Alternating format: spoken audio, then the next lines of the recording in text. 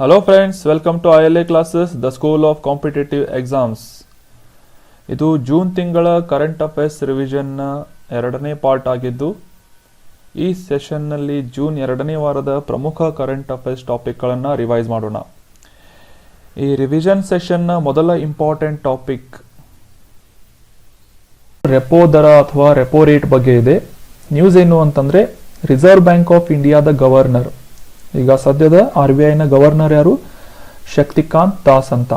ಇವರು ಈ ಒಂದು ವಿತ್ತೀಯ ನೀತಿ ಸಮಿತಿಯ ನಿರ್ಧಾರದ ಪ್ರಕಾರ ಅಥವಾ ಮಾನಿಟರಿ ಪಾಲಿಸಿ ಕಮಿಟಿಯ ಒಂದು ಸರ್ವಾನುಮತದ ಒಂದು ಮತ ಚಲಾವಣೆಯ ಒಂದು ನಿರ್ಧಾರದ ಪ್ರಕಾರ ಬೆಂಚ್ ಮಾರ್ಕ್ ಬಡ್ಡಿ ದರ ಅಥವಾ ರೆಪೋ ರೇಟ್, ಈ ಒಂದು ಇಂಟ್ರೆಸ್ಟ್ ರೇಟ್ ಅನ್ನ 50 BPS ಅಂದ್ರೆ ಬೇಸ್ ಪಾಯಿಂಟ್ಸ್ ಗಳಷ್ಟು ಹೆಚ್ಚು ಮಾಡಿ ಈ ರೆಪೋ ರೇಟ್ ದರವನ್ನ ಜಾಸ್ತಿ ಮಾಡಲಾಗಿದೆ ಅಂತ ನ್ಯೂಸ್ ಇದೆ.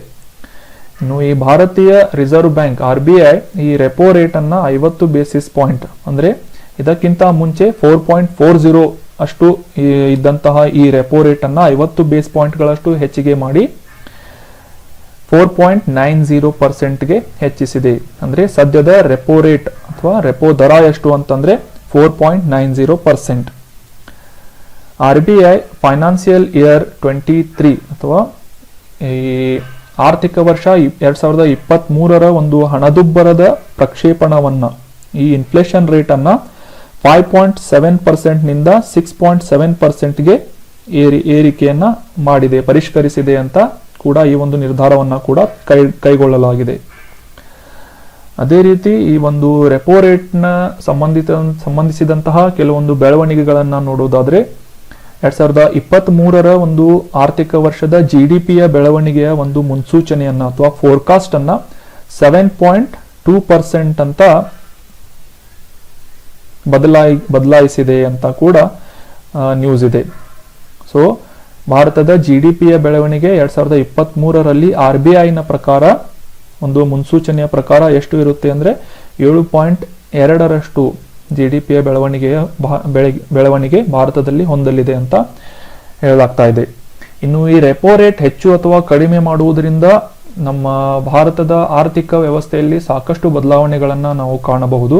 ಅದೇ ರೀತಿಯಾದಂತಹ ಕೆಲವು ಬದಲಾವಣೆಗಳು ಅಥವಾ ಪರಿಣಾಮವನ್ನ ನಾವು ತಿಳ್ಕೊಳ್ಳೋದಾದ್ರೆ, ಈ ರೆಪೋ ರೇಟ್ ಹೆಚ್ಚಳವು ಬ್ಯಾಂಕ್ಗಳು ಮತ್ತು ಬ್ಯಾಂಕಿಂಗ್ ಅಲ್ಲದ ಹಣಕಾಸು ಕಂಪನಿಗಳಿಂದ ರೆಪೋ ಲಿಂಕ್ಡ್ ಲೆಂಡಿಂಗ್ ರೇಟ್ ಅಥವಾ ಸಾಲ ಕೊಡುವ ಒಂದು ದರವನ್ನ ಹೆಚ್ಚಿಸುವ ಸಾಧ್ಯತೆ ಇದೆ ಅಂತ ಕೂಡ ನಾವು ತಿಳ್ಕೋಬಹುದು ಈ ಒಂದು ರೆಪೋ ರೇಟ್ ಹೆಚ್ಚುವುದರಿಂದ.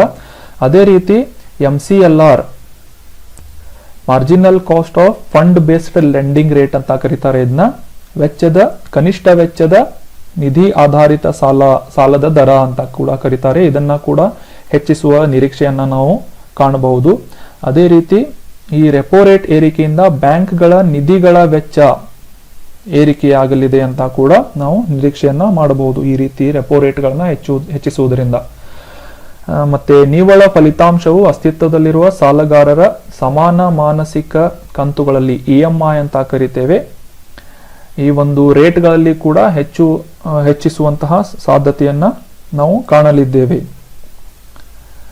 ಮತ್ತೆ ಈ ಹೊಸ ಮನೆ ಕಟ್ಟುವುದಾಗಿರ್ಬೋದು, ವಾಹನಗಳ ಖರೀದಿ ಆಗಿರ್ಬೋದು, ವೈಯಕ್ತಿಕ ಸಾಲಗಳು, ಈ ರೀತಿಯಾದಂತಹ ಬ್ಯಾಂಕ್ಗಳಿಂದ ಒದಗಿಸುವಂತಹ ಸಾಲಗಳು ಕೂಡ ದುಬಾರಿಯಾಗುವ ಸಾಧ್ಯತೆ ಹೆಚ್ಚುತ್ತದೆ ಈ ರೀತಿಯ ರೆಪೋ ರೇಟ್ ಅನ್ನ ಹೆಚ್ಚಿಸುವುದರಿಂದ.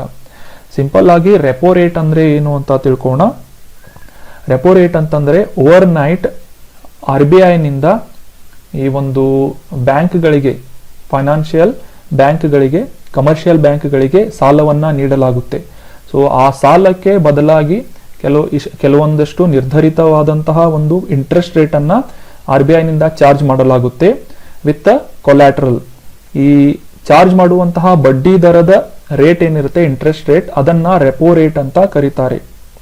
ಸೊ ಈ ಒಂದು ರೆಪೋ ರೇಟ್ ಹೆಚ್ಚಿಸುವುದರಿಂದ ಬ್ಯಾಂಕ್ಗಳು ಹೆಚ್ಚಿನ ಒಂದು ಬಡ್ಡಿ ದರವನ್ನ RBIಗೆ ನೀಡಬೇಕಾಗುತ್ತೆ. ಅದೇ ರೀತಿಯಾದಂತಹ ಒಂದು ಪ್ರಪೋರ್ಷನೇಟ್ ಆದಂತಹ ಒಂದು ಪರ್ಸೆಂಟೇಜ್ಗಳನ್ನ ಬ್ಯಾಂಕ್ಗಳು ಗ್ರಾಹಕರಿಂದ ವಸೂಲಿ ಮಾಡುತ್ತವೆ. ಸೊ ಇದರಿಂದಾಗಿ ಸಾಕಷ್ಟು ಹಣದುಬ್ಬರದ ಒಂದು ಪರಿಸ್ಥಿತಿಯನ್ನ ಭಾರತದಲ್ಲಿ ಅಥವಾ ನಾವು ಮನಿ ಮಾರ್ಕೆಟ್ ನಲ್ಲಿ ಕಾಣಬಹುದಾಗಿದೆ. ಇನ್ನು ಈ ರೆಪೋ ರೇಟ್ ಏರಿಕೆಯಿಂದ ಬಳಕೆ ಮತ್ತು ಬೇಡಿಕೆ ಸಪ್ಲೈ ಆ್ಯಂಡ್ ಡಿಮ್ಯಾಂಡ್ ಆ್ಯಂಡ್ ಸಪ್ಲೈಗಳ ಒಂದು ಪರಿಸ್ಥಿತಿಯ ಮೇಲೆ ಕೂಡ ಸಾಕಷ್ಟು ಪರಿಣಾಮವನ್ನು ನಾವು ಕಾಣಬಹುದು. ಇನ್ನು ಮುಂದಿನ ತಿಂಗಳಲ್ಲಿ ಬ್ಯಾಂಕ್ಗಳು ಠೇವಣಿ ದರವನ್ನು ಕೂಡ ಹೆಚ್ಚಿಸಬೇಕಾಗುತ್ತದೆ ಅಂತ ಈ ಒಂದು ರಿಪೋರ್ಟ್ನಲ್ಲಿ ಹೇಳಲಾಗಿದೆ. ಸೊ ಇದು ಡೈರೆಕ್ಟ್ಲಿ ನಾವು ಅಂಡರ್ಸ್ಟ್ಯಾಂಡ್ ಮಾಡ್ಕೋಬೇಕಾದಂತಹ ವಿಷಯಗಳು. ಯಾವ ರೀತಿ ಪ್ರತಿ 2 ತಿಂಗಳಿಗೊಮ್ಮೆ ಮಾನಿಟರಿ ಪಾಲಿಸಿ ಕಮಿಟಿಯಿಂದ ಒಂದು ರೆಪೋ ರೇಟ್ ಅನ್ನು ಹೆಚ್ಚು ಅಥವಾ ಕಡಿಮೆ ಮಾಡಲಾಗುತ್ತೆ, ಅದರ ಪ್ರಕಾರ ಭಾರತದ ಆರ್ಥಿಕ ವ್ಯವಸ್ಥೆಯಲ್ಲಿ ಕೂಡ ಸಾಕಷ್ಟು ಬದಲಾವಣೆಗಳನ್ನು ನಾವು ಕಾಣಬಹುದು. ನಮ್ಮ ಯೂಟ್ಯೂಬ್ ಚಾನಲ್ ILA ಕ್ಲಾಸಸ್ ಅನ್ನು ಸಬ್ಸ್ಕ್ರೈಬ್ ಮಾಡಿ. ಅದೇ ರೀತಿ ನಮ್ಮಿಂದ ಅಪ್ಲೋಡ್ ಆಗುವಂತಹ ಪ್ರತಿಯೊಂದು ವಿಡಿಯೋಗಳ ನೋಟಿಫಿಕೇಶನ್ ಪಡೆಯಲು ಬೆಲ್ ಐಕಾನ್ ಅನ್ನು ಕ್ಲಿಕ್ ಮಾಡಿ. ಈ ಕಂಟೆಂಟ್ ಇಷ್ಟ ಆಗಿದ್ರೆ ನಿಮ್ಮ ಫ್ರೆಂಡ್ಸ್ ಜೊತೆ ಶೇರ್ ಮಾಡಿ, ಮತ್ತು ನಿಮ್ಮ ಯಾವುದೇ ಸಜೆಷನ್ಗಳನ್ನು ಕಮೆಂಟ್ ಬಾಕ್ಸ್ನಲ್ಲಿ ಕಮೆಂಟ್ ಮಾಡಿ. ನಮ್ಮ ನೆಕ್ಸ್ಟ್ ಆರ್ಟಿಕಲ್, ತಮಿಳುನಾಡು ಶಿಲ್ಪಗಳನ್ನು ಆಸ್ಟ್ರೇಲಿಯಾ ಮತ್ತು ಅಮೆರಿಕಾದಿಂದ ವಶಪಡಿಸಿಕೊಳ್ಳಲಾಗಿದೆ ಅಂತ ಒಂದು ನ್ಯೂಸ್ ಇದೆ. ಆಸ್ಟ್ರೇಲಿಯಾ ಮತ್ತು ಯುನೈಟೆಡ್ ಸ್ಟೇಟ್ಸ್ ನಿಂದ ಹಿಂಪಡೆಯಲಾದಂತಹ 10 ಪ್ರಾಚೀನ ವಸ್ತುಗಳು, ಈ ಪ್ರಾಚೀನ ವಸ್ತುಗಳನ್ನು ಭಾರತದಿಂದ ಕಳುವು ಸಾಗಾಣಿಕೆ ಮಾಡಿ ಆಸ್ಟ್ರೇಲಿಯಾ ಮತ್ತು ಅಮೆರಿಕಕ್ಕೆ ಸಾಗಿಸಲಾಗಿತ್ತು. ಸೊ ಕಳೆದ ವಾರ ನವದೆಹಲಿಯಲ್ಲಿ ಈ ಒಂದು ತಮಿಳುನಾಡು ಸರ್ಕಾರಕ್ಕೆ ಈ 10 ಪ್ರಾಚೀನ ವಸ್ತುಗಳನ್ನು, ತಮಿಳುನಾಡಿನ ಮೂಲವನ್ನು ಹೊಂದಿದಂತಹ ಪ್ರಾಚೀನ ವಸ್ತುಗಳನ್ನು ಹಿಂದಿರುಗಿಸಲಾಯಿತು ಅಂತ ನ್ಯೂಸ್ ಇದೆ. ಸೊ ಈ ರೀತಿಯಾದಂತಹ ಹಿಂದಿರುಗಿಸಿದ ಕೆಲವು ಪ್ರಾಚೀನ ವಸ್ತುಗಳಲ್ಲಿ ಮುಖ್ಯವಾಗಿ ದ್ವಾರಪಾಲಕ, ಈ ಕಲ್ಲಿನ ಶಿಲ್ಪವು ಸುಮಾರು 15ರಿಂದ 16ನೇ ಶತಮಾನಕ್ಕೆ ಸೇರಿದ ವಿಜಯನಗರ ಸಾಮ್ರಾಜ್ಯಕ್ಕೆ ಸೇರಿದಂತಹ ಒಂದು ವಸ್ತುವಾಗಿದೆ. ಈ ಒಂದು ಮೂರ್ತಿ ಏನಿದೆ ಇದು ಗದಾ ಹಿಡಿದ ಒಂದು ವ್ಯಕ್ತಿಯ ಅಥವಾ ಒಂದು ಶಿಲ್ಪಕಲೆಯಾಗಿದೆ. ಇನ್ನೊಂದು ಕಾಲನ್ನ ಮೊಣಕಾಲಿನ ಮಟ್ಟಕ್ಕೆ ಏರಿಸಿದ್ದಾನೆ. ಈ ರೀತಿಯ ಒಂದು ಶಿಲ್ಪಕಲೆಯನ್ನ, ಈ ಒಂದು ಮೂರ್ತಿಯನ್ನ ಸದ್ಯಕ್ಕೆ ತಮಿಳುನಾಡಿಗೆ ಹಸ್ತಾಂತರಿಸಲಾಗಿದೆ. ಅದೇ ರೀತಿ ನಟರಾಜನ, ನಮಗೆಲ್ಲ ತಿಳಿದಿರೋ ಹಾಗೆ ನಟರಾಜನ ಒಂದು ಮೂರ್ತಿ ಸಾಕಷ್ಟು ಪಾಪ್ಯುಲರ್ ಆದಂತಹ ಮೂರ್ತಿ. ಶಿವನ ಈ ಒಂದು ಚಿತ್ರಣ, ದೈವಿಕ ಕಾಸ್ಮಿಕ್ ನೃತ್ಯ ರೂಪವನ್ನ ಕಮಲದ ಪೀಠದ ಮೇಲೆ ನಿಂತಿರುವಂತಹ ತ್ರಿಭಂಗ ಭಂಗಿಯಲ್ಲಿರುವಂತಹ ಈ ಮೂರ್ತಿಯನ್ನ ಈ ಆನಂದ ತಾಂಡವ ಅಥವಾ ಆನಂದ ನೃತ್ಯ ಎಂದು ಚಿತ್ರಿಸಲಾಗಿದೆ. ಈ ಒಂದು ಮೂರ್ತಿಯನ್ನ ಕೂಡ ಹ್ಯಾಂಡ್ ಓವರ್ ಮಾಡಲಾಗಿದೆ. ನಂತರ ಕಂಕಾಲ ಮೂರ್ತಿಯ ಒಂದು ಭಗವಾನ್ ಶಿವ ಮತ್ತು ಭೈರವನ ಭಯಂಕರವಾದಂತಹ ಅಂಶವಾಗಿರುವುದೊಂದು ಶಿಲ್ಪವನ್ನ ಕೂಡ ಹಸ್ತಾಂತರಿಸಲಾಗಿದೆ. ಈ ಶಿಲ್ಪ 4 ತೋಳುಗಳನ್ನ ಹೊಂದಿದ್ದು ಮೇಲಿನ ಕೈಗಳಲ್ಲಿ ಡಮರು ಮತ್ತೆ ತ್ರಿಶೂಲದಂತಹ ಆಯುಧಗಳನ್ನ, ಕೆಳಗಿನ ಬಲಗೈಯಲ್ಲಿ ಆಡುವಂತಹ ಜಿಂಕೆಯ ಉಪಚಾರವನ್ನ, ಒಂದು ಬಟ್ಟಲು ಮತ್ತು ತ್ರಿಫಾಯಿಲ್ ಆಕಾರದಲ್ಲಿನ ವಸ್ತುವನ್ನ ಹಿಡಿದಿದೆ ಅಂತ ಹೇಳಿದ್ದಾರೆ. ಸೊ ಇದು ಎಕ್ಸಾಮ್ ಪಾಯಿಂಟ್ ಆಫ್ ವ್ಯೂ ಅಷ್ಟೊಂದು ಇಂಪಾರ್ಟೆಂಟ್ ಆದಂತಹ ಇನ್ಫಾರ್ಮೇಶನ್ ಅಲ್ಲ, ಆದ್ರೂ ಕೂಡ ನಟರಾಜ, ಕಂಕಾಲ ಮೂರ್ತಿ ಮತ್ತೆ ಕಾಲಭೈರವ ಮತ್ತೆ ದ್ವಾರಪಾಲಕ, ಅದಾದ ನಂತರ ನಂದಿಕೇಶ್ವರ ಮೂರ್ತಿಯನ್ನ ಹಿಂದಿರುಗಿಸಲಾಗಿದೆ. ಈ ಒಂದು ನಿಂತಿರುವ ಮಗು ಸಂಬಂದರ್ ಅನ್ನುವ ಒಂದು 7ನೇ ಶತಮಾನದ ಜನಪ್ರಿಯ ಬಾಲ ಸಂತ, ಇವರ ಒಂದು ಮೂರ್ತಿಯನ್ನ ಕೂಡ ಈ ಒಂದು ಸಂದರ್ಭದಲ್ಲಿ ಅಮೆರಿಕ ಮತ್ತೆ ಆಸ್ಟ್ರೇಲಿಯಾದಿಂದ ವಶಪಡಿಸಿಕೊಂಡು ಈಗ ತಮಿಳುನಾಡಿನ ಸರ್ಕಾರಕ್ಕೆ ಈ ಒಂದು ಮೂರ್ತಿಗಳನ್ನ, ಶಿಲ್ಪಗಳನ್ನ ಹ್ಯಾಂಡ್ ಓವರ್ ಮಾಡಲಾಗಿದೆ. ನೆಕ್ಸ್ಟ್ ಆರ್ಟಿಕಲ್, ಜೂನ್ 8ರಂದು ವಿಶ್ವ ಸಾಗರ ದಿನವನ್ನ ಆಚರಿಸಲಾಗುತ್ತೆ. ವರ್ಲ್ಡ್ ಓಷಿಯನ್ಸ್ ಡೇ ಅಂತ ಕೂಡ ಕರೀತಾರೆ. ಜೂನ್ 8, 2022ರಂದು ಈ ವರ್ಷದ ಥೀಮ್ನೊಂದಿಗೆ ಪುನರುಜ್ಜೀವನ ಸಾಗರಕ್ಕಾಗಿ ಸಾಮೂಹಿಕ ಕ್ರಿಯೆ ಅನ್ನುವ ಒಂದು ಥೀಮ್ನೊಂದಿಗೆ ಈ ಒಂದು ವಿಶ್ವ ಸಾಗರ ದಿನವನ್ನ ಆಚರಿಸಲಾಯಿತು. ಈ ದಿನವನ್ನ ಪ್ರತಿ ವರ್ಷ ಜೂನ್ 8ರಂದು ಆಚರಿಸಲಾಗುತ್ತೆ. ಈ ದಿನವನ್ನ 1992ರಲ್ಲಿ ಮತ್ತೆ 2008ರಲ್ಲಿ ವಿಶ್ವಸಂಸ್ಥೆಯಿಂದ ಅಧಿಕೃತವಾಗಿ ಗುರುತಿಸಲಾಯಿತು. 92ರಲ್ಲಿ ಇದನ್ನ ಪ್ರಸ್ತಾಪಿಸಲಾಗಿತ್ತು. ನಂತರ 2008ರಲ್ಲಿ ವಿಶ್ವಸಂಸ್ಥೆಯಿಂದ, ಯುನೈಟೆಡ್ ನೇಷನ್ಸ್ನಿಂದ ಅಧಿಕೃತವಾಗಿ ಈ ಒಂದು ವಿಶ್ವ ಸಾಗರ ದಿನವನ್ನ ಗುರುತಿಸಲಾಯಿತು. ಇನ್ನು ಈ ಸಾಗರ ದಿನದ ಒಂದು ಆಚರಣೆಯ ಮುಖ್ಯ ಉದ್ದೇಶ ಏನು ಅಂತ ತಿಳ್ಕೋಣ. ಸಾಗರಗಳು ಮತ್ತೆ ಅದರ ಸಂಪನ್ಮೂಲಗಳ ಬಗ್ಗೆ ಸಾರ್ವಜನಿಕರಲ್ಲಿ ಒಂದು ಜಾಗೃತಿಯನ್ನ ಮೂಡಿಸುವುದು, ಮತ್ತೆ ಸಾಗರದ ಮೇಲೆ ಮಾನವ ಕ್ರಿಯೆಗಳ ಒಂದು ಪ್ರಭಾವವನ್ನ, ಪೊಲ್ಯೂಷನ್ಗಳಾಗಿರ್ಬೋದು ಮತ್ತೆ ಸಾಕಷ್ಟು ಚಟುವಟಿಕೆಗಳನ್ನ ಸಾಗರ ಮತ್ತು ಸಮುದ್ರಗಳಲ್ಲಿ ನಡೆಸ್ತಾ ಇರುವಂತಹ ಈ ಒಂದು ಸಂದರ್ಭದಲ್ಲಿ ಅವುಗಳ ಒಂದು ಪರಿಣಾಮ ಯಾವ ರೀತಿ ಸಾಗರದ ಮೇಲೆ ಆಗುತ್ತಿದೆ ಅಂತ ಒಂದು ಸಾರ್ವಜನಿಕರಿಗೆ ತಿಳಿಸುವ ಒಂದು ಉದ್ದೇಶದಿಂದ ಈ ವಿಶ್ವ ಸಾಗರ ದಿನವನ್ನ ಜೂನ್ 8ರಂದು ಆಚರಿಸಲಾಗುತ್ತೆ. ಇನ್ನು ಸಾಗರಗಳ ಮಹತ್ವವನ್ನ ತಿಳ್ಕೊಳ್ಳೋದಾದ್ರೆ ನಮ್ಮ ಭೂಮಿಯ 70%ವನ್ನ ಸಾಗರಗಳು ಆವರಿಸಿದ್ದು, ಯುನೈಟೆಡ್ ನೇಷನ್ ಪ್ರಕಾರ ಸಾಗರಗಳು ಗ್ರಹದ ಆಮ್ಲಜನಕದ ಸುಮಾರು 50%ವನ್ನ ಉತ್ಪಾದಿಸುತ್ತವೆ. ಭೂಮಿಯ ಜೀವ ವೈವಿಧ್ಯಕ್ಕೆ ನೆಲೆಯಾಗಿದೆ ಅಂತ ಕೂಡ ಹೇಳಲಾಗ್ತಾ ಇದೆ. ಪ್ರಪಂಚದಾದ್ಯಂತ 1 ಶತಕೋಟಿಗೂ ಹೆಚ್ಚು ಜನರಿಗೆ ಇದು ಪ್ರೋಟೀನ್ನ ಮುಖ್ಯ ಮೂಲವಾಗಿದೆ ಅಂತ ಸಾಗರದ ಮಹತ್ವವನ್ನ ಯುನೈಟೆಡ್ ನೇಷನ್ಸ್ ಹೇಳ್ತಾ ಇದೆ. ಇನ್ನು 2030ರ ವೇಳೆಗೆ ಸಾಗರ ಆಧಾರಿತ ಕೈಗಾರಿಕೆಗಳಿಂದ ಅಂದಾಜು 40 ಮಿಲಿಯನ್ ನಷ್ಟು ಜನರು ಉದ್ಯೋಗವನ್ನ ಹೊಂದಿ ಸಾಗರವು ಆರ್ಥಿಕತೆಗೆ ಕೂಡ ಸಾಕಷ್ಟು ಕಾಂಟ್ರಿಬ್ಯೂಷನ್ ಅನ್ನ ಕಾಣಿಕೆಯನ್ನ ನೀಡ್ತಾ ಇದೆ ಅಂತ ಸಾಗರದ ಮಹತ್ವವನ್ನ ಯುನೈಟೆಡ್ ನೇಷನ್ಸ್ ಈ ಒಂದು ದಿನಾಚರಣೆಯ ಮುಖಾಂತರ ಜನರಿಗೆ ತಿಳಿಯಪಡಿಸುತ್ತದೆ. ಇನ್ನು ನಮ್ಮ ನೆಕ್ಸ್ಟ್ ಆರ್ಟಿಕಲ್ 4ನೇ ರಾಜ್ಯ ಆಹಾರ ಸುರಕ್ಷತೆ ಸೂಚ್ಯಂಕ ಅಥವಾ 4th state food safety day. ಮೊನ್ನೆ ನಾವು 7ನೇ ಜೂನ್ನಂದು ವರ್ಲ್ಡ್ ಫುಡ್ ಸೇಫ್ಟಿ ದಿನಾಚರಣೆಯನ್ನ ಆಚರಿಸಿಕೊಂಡೆವು. ಸೊ ಅದೇ ಒಂದು ಸಂದರ್ಭದಲ್ಲಿ 4ನೇ ರಾಜ್ಯ ಆಹಾರ ಸುರಕ್ಷತೆಯ ಸೂಚ್ಯಂಕವನ್ನ ಬಿಡುಗಡೆ ಮಾಡಿದ್ದಾರೆ. ನ್ಯೂಸ್ನಲ್ಲಿ ಇನ್ನೊಂದು ಹೆಚ್ಚಿನ ಇನ್ಫಾರ್ಮೇಶನ್ ಅನ್ನ ತಿಳ್ಕೊಳ್ಳೋದಾದ್ರೆ, ವಿಶ್ವ ಆಹಾರ ಸುರಕ್ಷತಾ ದಿನ ಯಾವತ್ತು ಜೂನ್ 7ರಂದು ಈ ಒಂದು ದಿನವನ್ನ ಆಚರಿಸಲಾಗುತ್ತೆ ಜಗತ್ತಿನಾದ್ಯಂತ. ಸೊ ಈ ಒಂದು ಸಂದರ್ಭದಲ್ಲಿ ಕೇಂದ್ರ ಆರೋಗ್ಯ ಮತ್ತು ಕುಟುಂಬ ಕಲ್ಯಾಣ ಸಚಿವರಾದಂತಹ ಡಾಕ್ಟರ್ ಮನ್ಸುಖ್ ಮಾಂಡವಿಯಾ ಅವರು 2021 ಮತ್ತು 22ನೇ 4ನೇಯ ಈ ರಾಜ್ಯ ಆಹಾರ ಸುರಕ್ಷತಾ ಸೂಚ್ಯಂಕ SFSI state food safety index ಅನ್ನ ಬಿಡುಗಡೆ ಮಾಡಿದರು. ಸೊ ಇದರ ಕುರಿತಾಗಿ ಇನ್ನೂ ಹೆಚ್ಚಿನ ಮಾಹಿತಿಯನ್ನ ತಿಳ್ಕೊಳ್ಳೋದಾದ್ರೆ, ದೇಶದಲ್ಲಿ ಆಹಾರ ಸುರಕ್ಷತೆ ಪರಿಸರ ವ್ಯವಸ್ಥೆಯಲ್ಲಿ ಸ್ಪರ್ಧಾತ್ಮಕ ಮತ್ತು ಒಂದು ಪಾಸಿಟಿವ್ ಚೇಂಜಸ್ ಗಳನ್ನ ಸೃಷ್ಟಿಸುವ ಉದ್ದೇಶದಿಂದ 2018-19 ವರ್ಷದಿಂದ ಈ ಸ್ಟೇಟ್ ಫುಡ್ ಸೇಫ್ಟಿ ಇಂಡೆಕ್ಸ್ ಅನ್ನ ಪ್ರಾರಂಭಿಸಲಾಗಿದೆ. ಸೊ ಇದು 4 ವರ್ಷಗಳ ಒಂದು ಸೂಚ್ಯಂಕವನ್ನ ಬಿಡುಗಡೆ ಮಾಡಲಾಗಿದ್ದು, ಇದು 4ನೇ ವರ್ಷದ ಒಂದು ರಾಜ್ಯಗಳ ಆಹಾರ ಸುರಕ್ಷತಾ ಸೂಚ್ಯಂಕವಾಗಿದೆ. ಈ ಆರೋಗ್ಯ ಸಚಿವಾಲಯರು ನಿಗದಿಪಡಿಸಿದ ಆಹಾರ ಸುರಕ್ಷತೆಯ 5 ನಿಯತಾಂಕಗಳು, ಈ ನಿಯತಾಂಕಗಳು ಅಥವಾ ಪ್ಯಾರಾಮೀಟರ್ಸ್ ಗಳನ್ನ ನಾವು ಈಗ ತಿಳ್ಕೋಣ. ಇವುಗಳ ಆಧಾರದ ಮೇಲೆ ಈ ಸ್ಟೇಟ್ ಫುಡ್ ಸೇಫ್ಟಿ ಇಂಡೆಕ್ಸ್ ಅನ್ನ ರಾಜ್ಯಗಳ ಕಾರ್ಯಕ್ಷಮತೆಯನ್ನ ಅಳೆಯುವ ಒಂದು ಮಾನದಂಡವಾಗಿ ಗುರುತಿಸಿ ಈ ಒಂದು ರಿಪೋರ್ಟ್ ಅನ್ನ ರಿಲೀಸ್ ಮಾಡಲಾಗುತ್ತೆ. ಇನ್ನು ಈ 5 ಮಾನದಂಡಗಳ ಬಗ್ಗೆ ತಿಳ್ಕೊಳ್ಳೋದಾದ್ರೆ, ಈ 5 ಪ್ಯಾರಾಮೀಟರ್ಸ್ ಗಳ ಬಗ್ಗೆ ತಿಳ್ಕೊಳ್ಳೋದಾದ್ರೆ, ಮೊದಲನೆಯದು ಮಾನವ ಸಂಪನ್ಮೂಲಗಳು ಮತ್ತು ಸಾಂಸ್ಥಿಕ ಡೇಟಾ ಯಾವ ರಾಜ್ಯದಲ್ಲಿ ಹೆಚ್ಚಾಗಿರುತ್ತೆ ಅವುಗಳಿಗೆ ಪಾಯಿಂಟ್ಸ್ ಜಾಸ್ತಿ ಸಿಗುತ್ತೆ. ಅದೇ ರೀತಿ ಈ ಸೇಫ್ಟಿಗೆ ಸಂಬಂಧಿಸಿದಂತಹ ಒಂದು ಕಾಂಪ್ಲಯನ್ಸಸ್ ಅಥವಾ ಅನುಸರಣೆಯನ್ನ ಯಾವ ರಾಜ್ಯಗಳು ಫಾಲೋ ಮಾಡ್ತಾ ಇರುತ್ತೆ ಅಂತ ನೋಡುತ್ತೆ. ಮತ್ತೆ 3ನೆಯ ಪ್ಯಾರಾಮೀಟರ್ ಪ್ರಕಾರ ಆಹಾರ ಪರೀಕ್ಷೆ, ಮೂಲಸೌಕರ್ಯ ಮತ್ತು ಕಣ್ಗಾವಲು ಸರ್ವೇಲೆನ್ಸ್ ಅಂತ ಹೇಳ್ತೇವೆ. ಸೊ ಇವುಗಳನ್ನ ಕೂಡ ಫಾಲೋ ಮಾಡಬೇಕಾಗುತ್ತೆ. ಇನ್ನು 4ನೆಯ ಪ್ಯಾರಾಮೀಟರ್ ತರಬೇತಿ ಮತ್ತು ಸಾಮರ್ಥ್ಯ ನಿರ್ಮಾಣ. ಅದೇ ರೀತಿ 5ನೇ ಪ್ಯಾರಾಮೀಟರ್ ಗ್ರಾಹಕರ ಸಬಲೀಕರಣ, ಕನ್ಸ್ಯೂಮರ್ ಎಂಪವರ್ಮೆಂಟ್. ಈ ಒಂದು 5 ಪ್ಯಾರಾಮೀಟರ್ಗಳನ್ನ ಯಾವ ರಾಜ್ಯ ಹೆಚ್ಚು ಸೀರಿಯಸ್ ಆಗಿ ಅಬ್ಸರ್ವ್ ಮಾಡ್ತಾ ಇರುತ್ತೆ ಅವುಗಳಿಗೆ ಹೆಚ್ಚಿನ ಒಂದು ರ್ಯಾಂಕ್ ಅನ್ನ ಈ ಒಂದು ಸ್ಟೇಟ್ ಫುಡ್ ಸೇಫ್ಟಿ ಇಂಡೆಕ್ಸ್ ನಲ್ಲಿ ನೀಡಲಾಗುತ್ತೆ.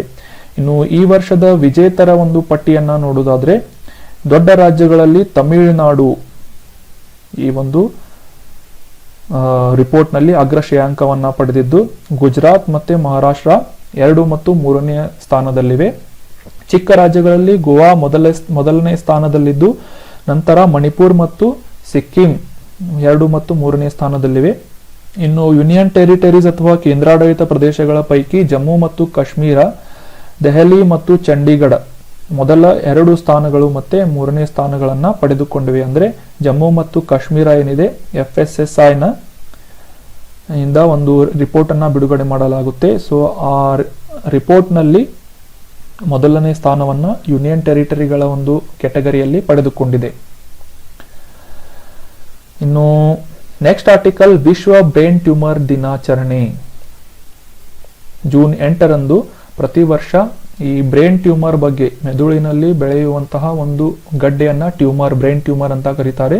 ಸೊ ಈ ಒಂದು ರೋಗದ ಬಗ್ಗೆ ಜಾಗೃತಿಯನ್ನ ಮೂಡಿಸುವ ಉದ್ದೇಶದಿಂದ ಜೂನ್ 8ಅನ್ನ ವಿಶ್ವ ಬ್ರೈನ್ ಟ್ಯೂಮರ್ ದಿನಾಚರಣೆಯನ್ನಾಗಿ ಆಚರಿಸಲಾಗುತ್ತೆ. ಮೆದುಳಿನಲ್ಲಿ ಬೆಳೆಯುವಂತಹ ಗಡ್ಡೆಗಳ ಬಗ್ಗೆ ಜನರಿಗೆ ಅರಿವನ್ನು ಮೂಡಿಸುವುದು ಮತ್ತು ಇದರ ಬಗ್ಗೆ ಶಿಕ್ಷಣವನ್ನ ನೀಡಲು, ಜನರಿಗೆ ಎಜುಕೇಟ್ ಮಾಡಲು ಈ ಒಂದು ದಿನವನ್ನ ಅಬ್ಸರ್ವ್ ಮಾಡಲಾಗುತ್ತೆ. ಈ ಬ್ರೈನ್ ಟ್ಯೂಮರ್ನಿಂದ ಬಳಲುತ್ತಿರುವಂತಹ ವ್ಯಕ್ತಿಗಳ, ರೋಗಿಗಳ ಈ ಒಂದು ದಿನವನ್ನ ಅವರಿಗೆ ಗೌರವವನ್ನು ಸಲ್ಲಿಸುವ ಉದ್ದೇಶದಿಂದ ಕೂಡ ಈ ದಿನವನ್ನ ಅಬ್ಸರ್ವ್ ಮಾಡಲಾಗುತ್ತೆ. ಜರ್ಮನಿಯ ಬ್ರೈನ್ ಟ್ಯೂಮರ್ ಅಸೋಸಿಯೇಷನ್ ಎಲ್ಲ ಬ್ರೈನ್ ಟ್ಯೂಮರ್ ರೋಗಿಗಳಿಗೆ ಮತ್ತೆ ಅವರ ಕುಟುಂಬಗಳಿಗೆ ಗೌರವಾರ್ಥವನ್ನ ಸಲ್ಲಿಸಲು ಈ ಒಂದು ದಿನವನ್ನ ಪ್ರಾರಂಭಿಸಿತು. ಯಾವಾಗ ಅಂದ್ರೆ 2000ರಲ್ಲಿ. ಸದ್ಯಕ್ಕೆ 22 ವರ್ಷಗಳಿಂದ ಈ ಒಂದು ಬ್ರೈನ್ ಟ್ಯೂಮರ್ ಡೇಯನ್ನ ಜೂನ್ 8ರಂದು ಪ್ರತಿ ವರ್ಷ ಆಚರಿಸ್ತಾ ಇದ್ದಾರೆ. ಮೆದುಳಿನೊಂದಿಗೆ ಅಸಹಜವಾದ ಕೋಶಗಳ ಸಮೂಹವನ್ನ ರೂಪಿಸುವುದರಿಂದ, ಈ ಒಂದು ಜೀವಕೋಶಗಳು ಅಸಹಜವಾಗಿ ಬೆಳೆಯುವ ಒಂದು ನಿಟ್ಟಿನಲ್ಲಿ ಬೆಳೆದು ಒಂದು ಮೆದುಳಿನಲ್ಲಿ ಗೆಡ್ಡೆಯಾಗಿ ರೂಪುಗೊಳ್ಳುತ್ತವೆ. ಇವುಗಳನ್ನ ಬ್ರೈನ್ ಟ್ಯೂಮರ್ ಅಥವಾ ಮೆದುಳಿನ ಗಡ್ಡೆ ಅಂತ ಹೇಳ್ತಾರೆ. ಇವುಗಳಲ್ಲಿ ಮುಖ್ಯವಾಗಿ 2 ವಿಧದ ಗಡ್ಡೆಗಳನ್ನ ಮೆಡಿಕಲ್ ಟರ್ಮ್ಸ್ ನಲ್ಲಿ ಗುರುತಿಸಲಾಗುತ್ತೆ. ಒಂದನೇದು ಕ್ಯಾನ್ಸರ್ ಗಡ್ಡೆಗಳು, ಇನ್ನೊಂದು ಕ್ಯಾನ್ಸರ್ ಅಲ್ಲದ ಗಡ್ಡೆಗಳು.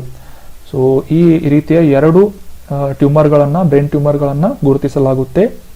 ಮೆದುಳಿನ ಗಡ್ಡೆಯ ಕೆಲವು ಸಾಮಾನ್ಯ ಲಕ್ಷಣಗಳು, ಬ್ರೈನ್ ಟ್ಯೂಮರ್ನ ಕೆಲವೊಂದು ಸಾಮಾನ್ಯ ಲಕ್ಷಣಗಳು ಏನು ಅಂತಂದ್ರೆ, ಈ ಒಂದು ರೋಗದಿಂದ ಬಳಲುತ್ತಿರುವಂತಹ ವ್ಯಕ್ತಿಯಲ್ಲಿ ಕಾಣುತ್ತಿರುವಂತಹ ಲಕ್ಷಣಗಳು ತಲೆನೋವಾಗಿರ್ಬೋದು, ಈ ರೋಗಗ್ರಸ್ತವಾಗಿರುವುದು, ದೃಷ್ಟಿ ಸಮಸ್ಯೆಯಾಗಿರ್ಬೋದು, ವಾಂತಿ ಮತ್ತು ಮಾನಸಿಕ ಬದಲಾವಣೆಗಳು, ರೋಗಿಯ ಬೆಳಿಗ್ಗೆ ಎದ್ದ ಕೂಡಲೇ ತಲೆನೋವು ಮತ್ತು ವಾಂತಿಯನ್ನ ಅನುಭವಿಸುವುದು ಈ ಮೆದುಳಿನ ಗಡ್ಡೆಯ ಒಂದು ಸಾಮಾನ್ಯವಾದಂತಹ ಲಕ್ಷಣಗಳಾಗಿವೆ. ಇನ್ನು ಬ್ರೈನ್ ಟ್ಯೂಮರ್ನ 2022ರ ಥೀಮ್ ಏನು ಅಂತಂದ್ರೆ, ಟುಗೆದರ್ ವಿ ಆರ್ ಸ್ಟ್ರಾಂಗರ್ ಅಥವಾ ಒಟ್ಟಿಗೆ ನಾವು ಬಲಶಾಲಿಯಾಗಿದ್ದೇವೆ ಅನ್ನೋ ಒಂದು ಥೀಮ್ ಅನ್ನ ಇಟ್ಕೊಂಡು 2022ರ ಬ್ರೈನ್ ಟ್ಯೂಮರ್ ಡೇಯನ್ನ ಜೂನ್ 8ರಂದು ಪ್ರತಿ ವರ್ಷ ಆಚರಿಸಲಾಗುತ್ತೆ. ಈ ವರ್ಷದ ಥೀಮ್ ಏನು, ಒಟ್ಟಿಗೆ ನಾವು ಬಲಶಾಲಿಯಾಗಿದ್ದೇವೆ, ಟುಗೆದರ್ ವಿ ಆರ್ ಸ್ಟ್ರಾಂಗರ್ ಅಂತ. ಸಿಂಪ್ಟಮ್ಸ್ ಗಳ ಬಗ್ಗೆ ಈ ಒಂದು ಚಿತ್ರದಲ್ಲಿ ನಾವು ನೋಡ್ಬೋದು. ಹೆಡ್ಯಾಕ್ ಆಗಿರ್ಬೋದು, ನ್ಯೂಸಿಯಾ ಆಗಿರ್ಬೋದು, ವಾಮಿಟಿಂಗ್ ಆಗಿರ್ಬೋದು, ದೃಷ್ಟಿಗೆ ಸಂಬಂಧಿಸಿದಂತಹ ಸಮಸ್ಯೆಗಳಾಗಿರ್ಬೋದು, speech and hearing difficulty, weakness in arms and legs, ಕನ್ಫ್ಯೂಷನ್ಗಳ ಒಂದು ಲಕ್ಷಣಗಳನ್ನ ಕೂಡ ಈ ಒಂದು ಬ್ರೈನ್ ಟ್ಯೂಮರ್ಗಳ ಲಕ್ಷಣವಾಗಿ ಗುರುತಿಸಬಹುದು. ಆರ್ಟಿಕಲ್ MSP ಅಥವಾ ಕನಿಷ್ಠ ಬೆಂಬಲ ಬೆಲೆಯ ಬಗ್ಗೆ ಇದೆ. ಮಿನಿಮಮ್ ಸಪೋರ್ಟ್ ಪ್ರೈಸ್ ಅಂತ ಇಂಗ್ಲಿಷ್ ನಲ್ಲಿ ಕರಿತೇವೆ, MSP ಅಂತ. ಸೊ ಕನಿಷ್ಠ ಬೆಂಬಲ ಬೆಲೆಯ ಬಗ್ಗೆ ಇದೆ. ನ್ಯೂಸ್ ಏನು ಅಂತಂತಂದ್ರೆ, ರೀಸೆಂಟ್ ಆಗಿ ಆರ್ಥಿಕ ವ್ಯವಹಾರಗಳ cabinet committee on economic affairs CCEA ಇದರ ಒಂದು ಅಪ್ರೂವಲ್ ಪ್ರಕಾರ 2022 ಮತ್ತು 23ರ ಒಂದು ಮಾರ್ಕೆಟಿಂಗ್ ಸೀಸನ್ ನಲ್ಲಿ ಖಾರೀಫ್ ಬೆಳೆಗಳಿಗೆ ಕನಿಷ್ಠ ಬೆಂಬಲ ಬೆಲೆಯನ್ನ ಹೆಚ್ಚಿಸುವ ಒಂದು ನಿರ್ಧಾರಕ್ಕೆ cabinet committee on economic affairs ಅನುಮೋದನೆಯನ್ನ ನೀಡಿದೆ, ಅಪ್ರೂವಲ್ ಅನ್ನ ನೀಡಿದೆ ಅಂತ ನ್ಯೂಸ್ ಇದೆ. ಸೊ ಈ ಒಂದು ನ್ಯೂಸ್ ಪ್ರಕಾರ ಎಳ್ಳು ಪ್ರತಿ ಕ್ವಿಂಟಾಲ್ಗೆ 523 ರೂಪಾಯಿಗಳ ಹೆಚ್ಚಳವನ್ನ ಕಂಡಿದ್ದರೆ, ಹೆಸರಿನ ಒಂದು ಬೆಳೆಗೆ 480 ರೂಪಾಯಿಗಳು, ಸೂರ್ಯಕಾಂತಿ ಬೀಜಕ್ಕೆ 385 ರೂಪಾಯಿಗಳು, ಉರಾದ್ ಅಥವಾ ಉದ್ದಿನ ಮತ್ತು ಕಡಲೆಗೆ ಕ್ವಿಂಟಲ್ಗೆ 300 ರೂಪಾಯಿಗಳ ಒಂದು ಹೆಚ್ಚಳವನ್ನ, ಅದೇ ರೀತಿ ಹತ್ತಿ ಮಧ್ಯಮ ಸ್ಟೆಪಲ್ ಅನ್ನುವ ಒಂದು ಜಾತಿಯ ಹತ್ತಿಗೆ 354 ರೂಪಾಯಿ, ಮತ್ತೆ ಈ ಒಂದು ಹತ್ತಿ ಲಾಂಗ್ ಸ್ಟೆಪಲ್ಗೆ 355 ರೂಪಾಯಿಗಳ ಒಂದು ಹೆಚ್ಚಳವನ್ನ, ಈ MSP ಬೆಲೆಯನ್ನ, ಮಿನಿಮಮ್ ಸಪೋರ್ಟ್ ಪ್ರೈಸ್ ಬೆಲೆಯನ್ನ ಜಾಸ್ತಿ ಮಾಡಲಾಗಿದೆ. ಹಿಂದಿನ ವರ್ಷಕ್ಕೆ ಕಂಪೇರ್ ಮಾಡಿದರೆ ಈ ಒಂದು ಹೆಚ್ಚಳವಾದಂತಹ ಒಂದು ರೂಪಾಯಿಗಳನ್ನ ನಾವು ಈಗ ನೋಡಿದ್ವಿ. ಈ ಒಂದು ಇಮೇಜ್ ನಲ್ಲಿ ನೋಡಬಹುದು ನೀವು, ಯಾವ ಒಂದು ಬೆಳೆಗೆ ಎಷ್ಟು MSP ಅನ್ನ ನೀಡಲಾಗುತ್ತೆ ಸರ್ಕಾರದಿಂದ ಅಂತ ಈ ಒಂದು ಲಿಸ್ಟ್ ನಲ್ಲಿ ನೀವು ನೋಡಬಹುದು. ಅಂದ್ರೆ ಹೋದ ವರ್ಷಕ್ಕೆ ಕಂಪೇರ್ ಮಾಡಿದ್ರೆ ಈ ವರ್ಷ ಸಾಕಷ್ಟು ಜಾಸ್ತಿ ಆದಂತಹ ಒಂದು ಕನಿಷ್ಠ ಬೆಂಬಲ ಬೆಲೆಯನ್ನ cabinet committee on economic affairs ಅನುಮೋದನೆಯನ್ನ ನೀಡಿ ಹೆಚ್ಚಿಸಿದೆ. ನೆನ್ಪಿಟ್ಕೊಳ್ಳಿ, ಈ ಒಂದು ಪ್ರಶ್ನೆಯನ್ನ ಕೂಡ ಕೇಳಬಹುದು ನಿಮ್ಗೆ. ಕನಿಷ್ಠ ಬೆಂಬಲ ಬೆಲೆಯನ್ನ ನಿಗದಿಪಡಿಸುವಂತಹ, ಅಪ್ರೂವಲ್ ಅನ್ನ ನೀಡುವಂತಹ ಸರ್ಕಾರದ ಯಾವ ಸಮಿತಿ ಈ ಒಂದು ದೃಷ್ಟಿಯಲ್ಲಿ ಕೆಲಸ ಮಾಡುತ್ತೆ ಅಂತ. ಇದರ ಸರಿಯಾದ ಉತ್ತರ ಆರ್ಥಿಕ ವ್ಯವಹಾರಗಳ ಕ್ಯಾಬಿನೆಟ್ ಸಮಿತಿ ಅಥವಾ cabinet committee on economic affairs ಅಂತ ಆಪ್ಷನ್ಗಳಲ್ಲಿ ಇದ್ರೆ ನೀವು ಅದನ್ನ ಟಿಕ್ ಮಾಡಬೇಕು. ಈ ಒಂದು ಪ್ರಶ್ನೆಯನ್ನ ಆಲ್ರೆಡಿ UPSC ಅಲ್ಲಿ ಕೇಳಲಾಗಿದೆ. ಇನ್ನು ಕನಿಷ್ಠ ಬೆಂಬಲ ಬೆಲೆ ಅಥವಾ ಮಿನಿಮಮ್ ಸಪೋರ್ಟ್ ಪ್ರೈಸ್ MSP ಬಗ್ಗೆ ತಿಳ್ಕೊಳ್ಳೋದಾದ್ರೆ 1966-67ರಲ್ಲಿ ಕೃಷಿಯ ನಿಟ್ಟಿನಲ್ಲಿ ಕೆಲವೊಂದು ಸುಧಾರಣೆಗಳನ್ನ ತರಲಾಯಿತು. ಆ ಸುಧಾರಣೆಗಳ ಒಂದು ಭಾಗವಾಗಿ ಈ MSPಯನ್ನ ಮೊದಲ ಬಾರಿಗೆ ಕೇಂದ್ರ ಸರ್ಕಾರದಿಂದ ಪರಿಚಯಿಸಲಾಯಿತು. ಸೊ ಅದೇ ರೀತಿ ಕನಿಷ್ಠ ಬೆಂಬಲ ಬೆಲೆ ಏನಿದೆ, ಈ ಒಂದು ರೈತರಿಗೆ ನೀಡಲಾಗುವಂತಹ ತಮ್ಮ ಬೆಳೆಗಳಿಗೆ ನೀಡಲಾಗುವಂತಹ ಕನಿಷ್ಠವಾದ ಮಿನಿಮಮ್ ಆದಂತಹ ಒಂದು ವ್ಯಾಲ್ಯೂ ಆಗಿದೆ. ಈ ರೈತರಿಗೆ ಲಾಭದಾಯಕವಾಗುವ ದೃಷ್ಟಿಯಲ್ಲಿ ಸರ್ಕಾರ ಸಾಕಷ್ಟು ವಿಷಯಗಳನ್ನ ಪರಿಗಣಿಸಿ ಈ ಒಂದು ಬೆಂಬಲ ಬೆಲೆಯನ್ನ ನಿರ್ಧಾರ ಮಾಡಿರುತ್ತದೆ. ಈ ಸರ್ಕಾರಿ ಸಂಸ್ಥೆಗಳು ರೈತರಿಂದ ನಿರ್ದಿಷ್ಟ ಬೆಳೆಯನ್ನ, ಈಗ ನಾವು ಆಲ್ರೆಡಿ ಡಿಸ್ಕಸ್ ಮಾಡಿದಂತಹ ಕೆಲವೊಂದು ಬೆಳೆಗಳ ಒಂದು ಖರೀದಿ ಮಾಡಿದಾಗ ಅದಕ್ಕೆ ಬದಲಾಗಿ ಪಾವತಿಸುವಂತಹ ಬೆಲೆಯನ್ನ ಕನಿಷ್ಠ ಬೆಂಬಲ ಬೆಲೆ ಅಂತ ಹೇಳಲಾಗುತ್ತೆ. ಇದು ಮಾರುಕಟ್ಟೆಗಳ ಮತ್ತು ನೈಸರ್ಗಿಕವಾದಂತಹ ಕೆಲವೊಂದು ಅನಿಶ್ಚಿತತೆಗಳನ್ನ ರೈತರ ಮೇಲೆ ಈ ಅನ್ಸರ್ಟನ್ಟಿಗಳನ್ನ ಅವುಗಳ ಪರಿಣಾಮವನ್ನ ಕಡಿಮೆ ಮಾಡುವ ಒಂದು ದೃಷ್ಟಿಯಿಂದ, ರೈತರನ್ನ ರಕ್ಷಿಸುವ ಒಂದು ದೃಷ್ಟಿಯಿಂದ ಈ ಒಂದು ಮಾರ್ಗವನ್ನ ಕಂಡುಹಿಡಿದು ಮಿನಿಮಮ್ ಸಪೋರ್ಟ್ ಪ್ರೈಸ್ ಅನ್ನ ರೈತರಿಗೆ ನೀಡಲಾಗುತ್ತೆ. ಇನ್ನು ಈ ಮಿನಿಮಮ್ ಸಪೋರ್ಟ್ ಪ್ರೈಸ್ ಬಗ್ಗೆ ಒಂದು ಡಿಸ್ಅಡ್ವಾಂಟೇಜ್ ಏನು ಅಂತಂದ್ರೆ, ಈ ಬೆಲೆ ಏನಿದೆ MSP, ಇದು ಪ್ರಸ್ತುತವಾಗಿ ಯಾವುದೇ ರೀತಿಯಾದಂತಹ ಶಾಸನಬದ್ಧವಾದಂತಹ ಬೆಂಬಲ ಈ ಒಂದು MSPಗೆ ಇರುವುದಿಲ್ಲ. ಅವುಗಳ ಜಾರಿಯನ್ನ ಕಡ್ಡಾಯಗೊಳಿಸುವ ಯಾವುದೇ ರೀತಿಯಾದಂತಹ ಕಾನೂನುಗಳನ್ನ ಇಲ್ಲಿಯವರೆಗೆ ಭಾರತದಲ್ಲಿ ತಂದಿಲ್ಲ. ಫಾರ್ ಎಕ್ಸಾಂಪಲ್, ಈಗ ರೈತರು ಯಾವುದೇ ಒಂದು ಮಾರುಕಟ್ಟೆಯಲ್ಲಿ ತಮ್ಮ ಬೆಳೆಗಳನ್ನ ಮಾರಾಟ ಮಾಡಿದಾಗ ಅವರಿಗೆ ಮಿನಿಮಮ್ ಸಪೋರ್ಟ್ ಪ್ರೈಸ್ ನೀಡಲೇಬೇಕೆಂದು ಯಾವುದೇ ರೀತಿಯಾದಂತಹ ಒಂದು ಫೋರ್ಸ್ ಮಾಡಲು ಆಗುವುದಿಲ್ಲ. ಅಂದ್ರೆ ಇನ್ ಕೇಸ್ ಅವರು ಈ ಮಿನಿಮಮ್ ಸಪೋರ್ಟ್ ಪ್ರೈಸ್ ಅನ್ನ ಮಾರುಕಟ್ಟೆಯಲ್ಲಿ ಪಡೆಯದೇ ಹೋದರೆ ಯಾವುದೇ ರೀತಿಯಿಂದ ಕೋರ್ಟ್ಗಳಲ್ಲಿ ಕೇಸ್ ಹಾಕುವಂತಹ ಪ್ರಾವಧಾನವನ್ನ, ಶಾಸನವನ್ನ ಇನ್ನೂವರೆಗೂ ಮಾಡಿಲ್ಲ.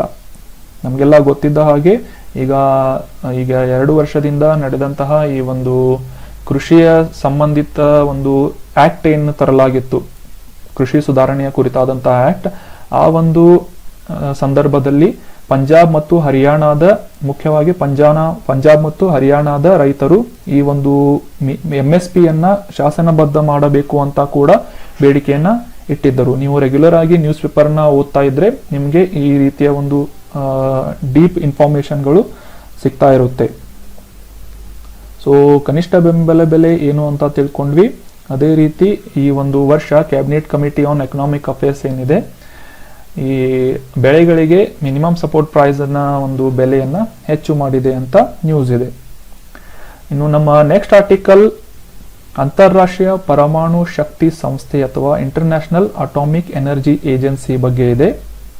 ನ್ಯೂಸ್ ಏನು ಅಂತಂದ್ರೆ, ಸುಮಾರು 35 ರಾಷ್ಟ್ರಗಳ ಆಡಳಿತ ಮಂಡಳಿಯು ಅಘೋಷಿತ ಸೈಟ್ಗಳಲ್ಲಿ ಯುರೇನಿಯಂ ಕುರುಹುಗಳನ್ನ ವಿವರಿಸಲು ಇರಾನ್ ದೇಶ ವಿಫಲವಾಗಿದೆ ಅನ್ನುವ ಒಂದು ನಿರ್ಣಯವನ್ನ ಯುನೈಟೆಡ್ ನೇಷನ್ ನ ನ್ಯೂಕ್ಲಿಯರ್ ವಾಚ್ ಡಾಗ್ ಆದಂತಹ, ಕಾವಲು ನಾಯಿ ಆದಂತಹ ಇಂಟರ್ನ್ಯಾಷನಲ್ ಅಟಾಮಿಕ್ ಎನರ್ಜಿ ಏಜೆನ್ಸಿಯಿಂದ ಈ ಒಂದು ನಿರ್ಣಯವನ್ನ ಅಂಗೀಕಾರ ಮಾಡಲಾಗಿದೆ. ಸದ್ಯಕ್ಕೆ ಇರಾನ್ಗೆ ಸಾಕಷ್ಟು ಅದರ ಒಂದು ಯುರೇನಿಯಂ ಡೆವಲಪ್ಮೆಂಟ್ಗಳ ಮೇಲೆ ಮತ್ತು ಅವುಗಳ ಅಣುಶಕ್ತಿಯ ಒಂದು ಬೆಳವಣಿಗೆಯ ಮೇಲೆ ಸಾಕಷ್ಟು ದೇಶಗಳು ಇರಾನ್ ಮೇಲೆ ನಿಗಾವನ್ನ ಇಟ್ಟಿದ್ದರಿಂದ ಈ ಒಂದು ಟೀಕೆಯನ್ನ ಇರಾನ್ ಮೇಲೆ ಮಾಡ್ತಾ ಇದ್ದಾವೆ. ಇನ್ನು ಈ ಒಂದು ಕುರಿತಾದಂತಹ ನ್ಯೂಸ್ಗೆ ಕುರಿತಾದಂತಹ ಇನ್ಫಾರ್ಮೇಶನ್ ತಿಳ್ಕೊಳ್ಳೋದಾದ್ರೆ, ಈ ನಿರ್ಣಯವನ್ನ ಯುನೈಟೆಡ್ ಕಿಂಗ್ಡಮ್, ಫ್ರಾನ್ಸ್, ಜರ್ಮನಿ ಮತ್ತು ಯುನೈಟೆಡ್ ಸ್ಟೇಟ್ ಅಂತಾರಾಷ್ಟ್ರೀಯ ಪರಮಾಣು ಶಕ್ತಿ ಸಂಸ್ಥೆಗೆ ಸಲ್ಲಿಸಿದ್ದವು. ಇದಕ್ಕೆ ಸುಮಾರು 30 ದೇಶಗಳು ಕೂಡ ಬೆಂಬಲವನ್ನ ಸೂಚಿಸಿದ್ದವು. ಸದ್ಯಕ್ಕೆ ಈ IAEA ದಿಂದ ಈ ಒಂದು ಅರ್ಜಿಯನ್ನ ಅಥವಾ ಒಂದು ಬೇಡಿಕೆಯನ್ನ ಅಂಗೀಕರಿಸಲಾಗಿದೆ.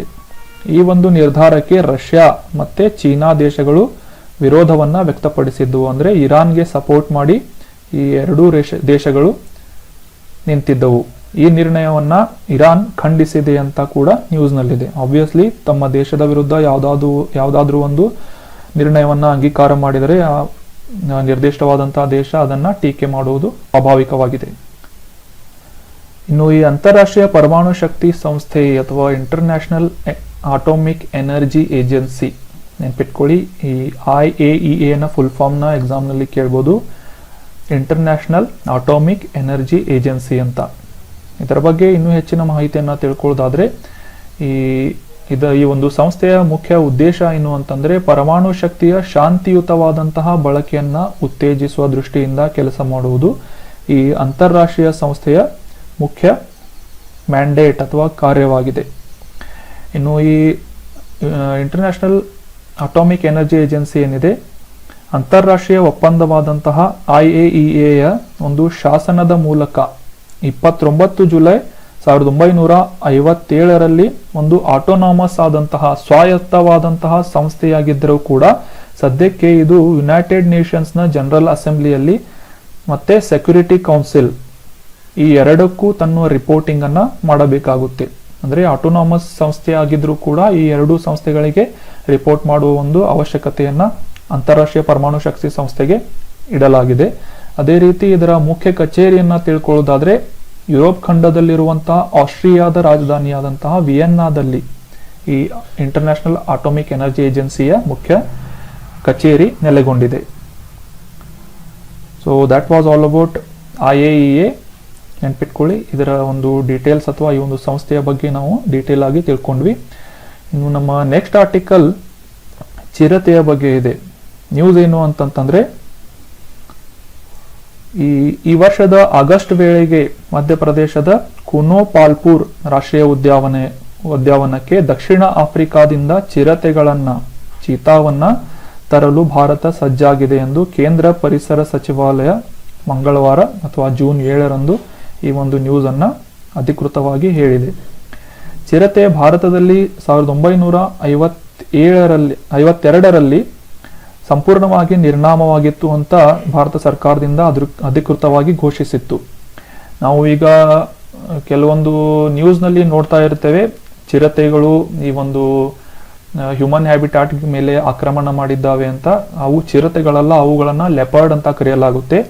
ಚಿರತೆಗಳು 1952ರಲ್ಲೇ ಭಾರತದಲ್ಲಿ ಸಂಪೂರ್ಣವಾಗಿ ನಾಶಗೊಂಡಿದ್ದವು, ಅಂದ್ರೆ ಅಳಿದು ಹೋಗಿದ್ದವು ಅಂತ. ಸೊ ಸದ್ಯಕ್ಕೆ ದಕ್ಷಿಣ ಆಫ್ರಿಕಾದಿಂದ ಈ ಚಿರತೆಗಳನ್ನ ಮಧ್ಯಪ್ರದೇಶಕ್ಕೆ ಕರೆತರಲಾಗ್ತಾ ಇದೆ. ಅವುಗಳನ್ನ ಇಲ್ಲಿ ಬೆಳೆಸುವ ಒಂದು ವಾತಾವರಣವನ್ನ ಸೃಷ್ಟಿಸಲಾಗ್ತಾ ಇದೆ. ನಮ್ಮ ರಾಜ ಮಹಾರಾಜರ ಕಾಲದಲ್ಲಿ ಏನಾಗ್ತಾ ಇತ್ತು ಅಂದ್ರೆ ಈ ಚಿರತೆಗಳ ಒಂದು ಬೇಟೆಯನ್ನ ಆಡುವುದು ಸಾಮಾನ್ಯವಾಗಿತ್ತು.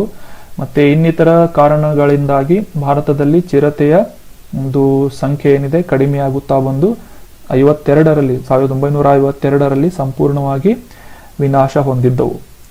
ಇನ್ನು ಈ ರಾಷ್ಟ್ರೀಯ ಉದ್ಯಾನದಲ್ಲಿ ಸುಮಾರು 10 ಚದರ ಕಿಲೋಮೀಟರ್ಗಳಷ್ಟು ಆವರಣದಲ್ಲಿ ಈ ಒಂದು 6 ಚಿರತೆಗಳನ್ನ ಇರಿಸಲಾಗುವಂತಹ ಒಂದು ವ್ಯವಸ್ಥೆಯನ್ನ ಮಾಡಲಾಗಿದೆ.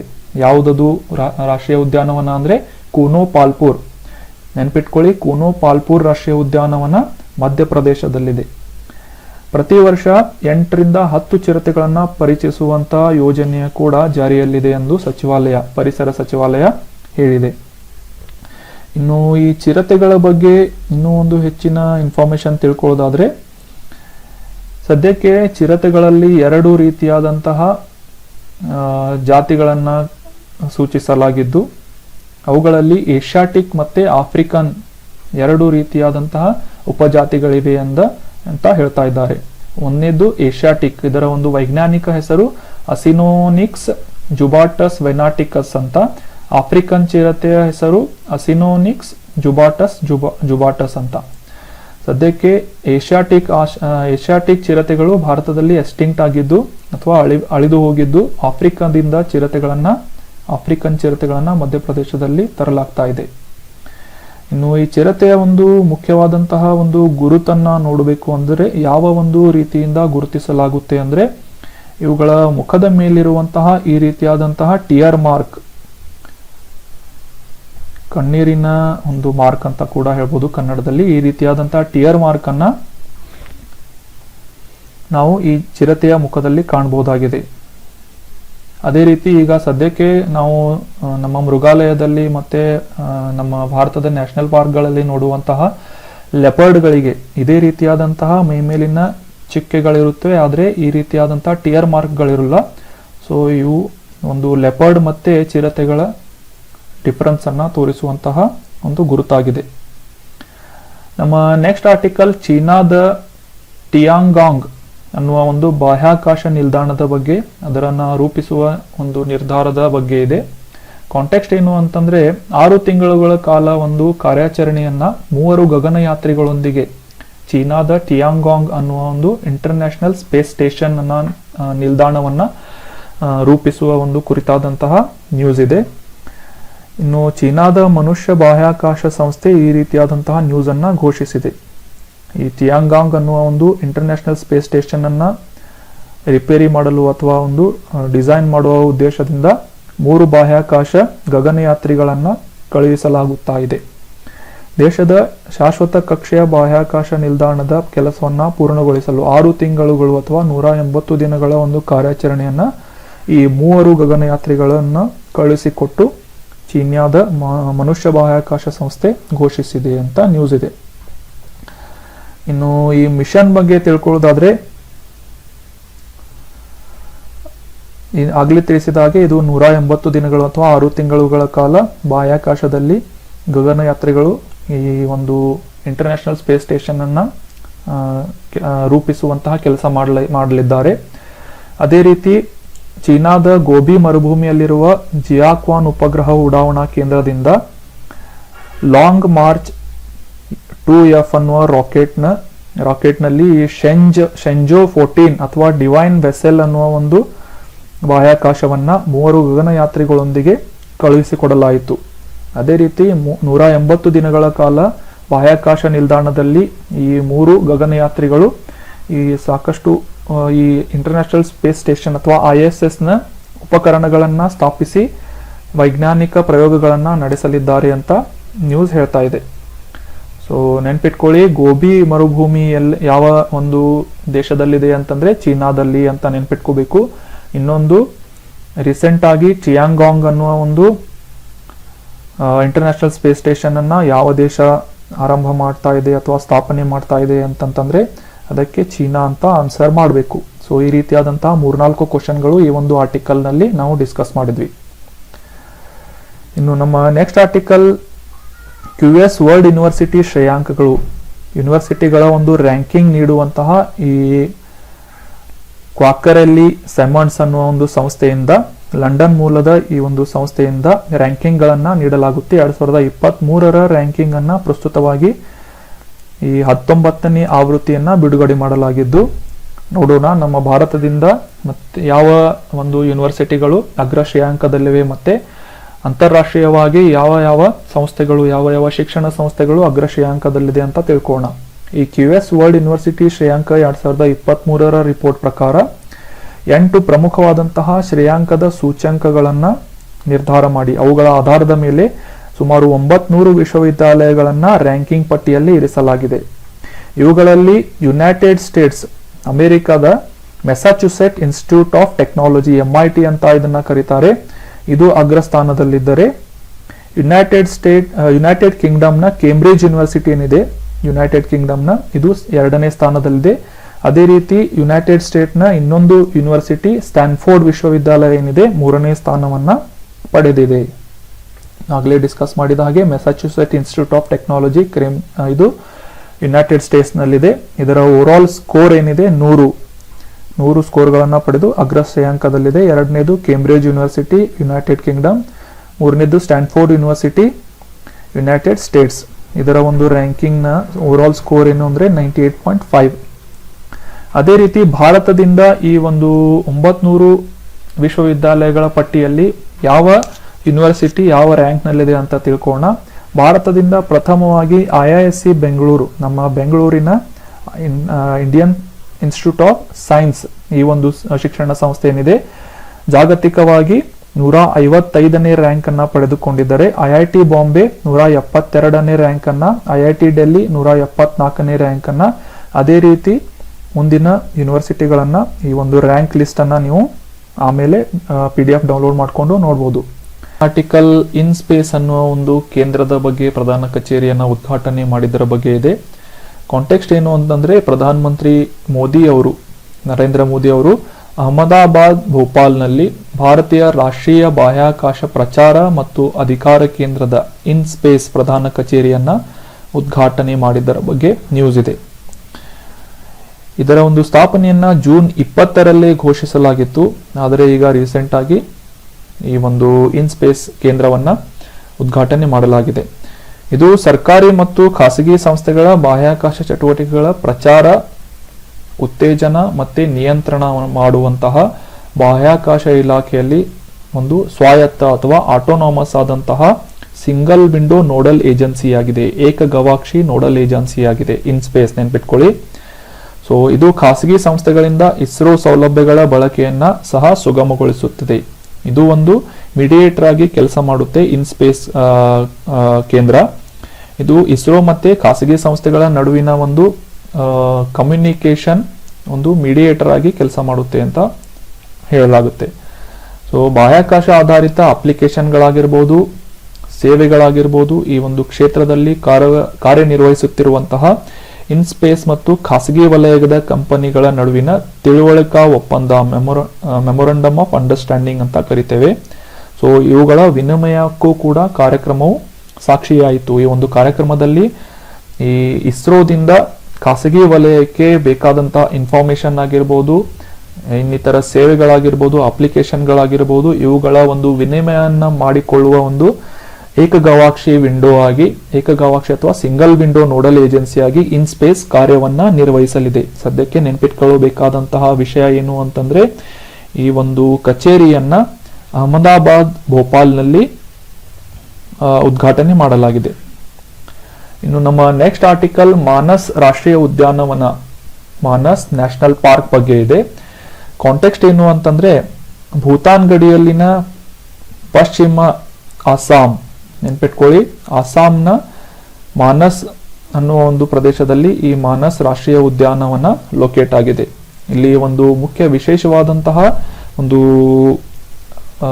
ಅಬ್ಸರ್ವ್ ಮಾಡಬೇಕಾದಂತಹ ವಿಷಯ ಏನು ಅಂತಂದ್ರೆ, ಒಂದು ಕೊಂಬಿನ ಗೆಂಡಾಮೃಗ, ಸಿಂಗಲ್ ಹಾರ್ನ್ಡ್ ರೈನೋಸರ್ಸ್ ಅಂತ ಕರಿತೇವೆ. ಇದು ಹೆಚ್ಚಿನ ಒಂದು ಜೀವಿತಾವಧಿಯನ್ನ ಹೊಂದುವ ಒಂದು ನಿರೀಕ್ಷೆ ಮಾಡಲಾಗಿದೆ. ಯಾಕಂತಂದ್ರೆ ರೀಸೆಂಟ್ ಆಗಿ ಈ ಒಂದು ಏಕಕೊಂಬಿನ ಗೆಂಡಾಮೃಗ ಅಥವಾ ರೈನೋಸರ್ ನ ಒಂದು ಜನಸಂಖ್ಯೆಯಲ್ಲಿ ಗಮನಾರ್ಹವಾದಂತಹ ಬೆಳವಣಿಗೆಯನ್ನ ನಿರೀಕ್ಷಿಸಲಾಗಿದೆ. ಸದ್ಯಕ್ಕೆ 14ನೇ ಅಸ್ಸಾಂ ಗೆಂಡಾಮೃಗದ ಒಂದು ಅಂದಾಜು ಗಣತಿಯ ಪ್ರಕಾರ ಈ ಒಂದು ಗೆಂಡಾಮೃಗದ ಹೆಚ್ಚಿನ ಜೀವಿತಾವಧಿ ಮತ್ತೆ ಗಮನಾರ್ಹವಾದಂತಹ ಜನಸಂಖ್ಯೆಯಲ್ಲಿ ಬೆಳವಣಿಗೆಯನ್ನ ನಾವು ಕಾಣಬಹುದಾಗಿದೆ ಅಂತ ರಿಪೋರ್ಟ್ ನಲ್ಲಿ ಹೇಳಲಾಗಿದೆ. ಇನ್ನು ಈ ಮಾನಸ್ ರಾಷ್ಟ್ರೀಯ ಉದ್ಯಾನವನದ ಬಗ್ಗೆ ಹೆಚ್ಚಿನ ವಿಷಯವನ್ನ ತಿಳ್ಕೊಳ್ಳೋದಾದ್ರೆ, ಇದು ಯುನೆಸ್ಕೋದ ವಿಶ್ವ ಪರಂಪರೆಯ ತಾಣವಾಗಿ ಗುರುತಿಸಲ್ಪಟ್ಟಿದ್ದು ಹುಲಿ ಸಂರಕ್ಷಿತ ಪ್ರದೇಶ, ಟೈಗರ್ ಕನ್ಸರ್ವೇಷನ್ ರೀಜನ್ ಅಂತ ಕೂಡ ಕನ್ಸಿಡರ್ ಮಾಡಲಾಗಿದೆ. 1990ರ ಒಂದು ಇಸವಿಯಲ್ಲಿ ಮೊದಲ ಬಾರಿಗೆ ಈ ಒಂದು ಗಣತಿಯನ್ನ ಮಾಡಿದಾಗ, ಗೆಂಡಾಮೃಗದ ಗಣತಿಯನ್ನ ಮಾಡಿದಾಗೆ ಸುಮಾರು 100 ನಿವಾಸಿ ಗೆಂಡಾಮೃಗಗಳನ್ನ ಈ ಒಂದು ಮಾನಸ್ ರಾಷ್ಟ್ರೀಯ ಉದ್ಯಾನವನ ಹೊಂದಿತ್ತು. ಆದರೆ ಕಾಲ ಕಳೆದಂತೆ ಸುದೀರ್ಘವಾದಂತಹ ಒಂದು ಜನಾಂಗೀಯ ಮತ್ತೆ ರಾಜಕೀಯ ಸಂಘರ್ಷ ಆಗ್ತಾ ಇತ್ತು ಈ ಒಂದು ಪ್ರದೇಶದಲ್ಲಿ, ಅಸ್ಸಾಂನಲ್ಲಿ.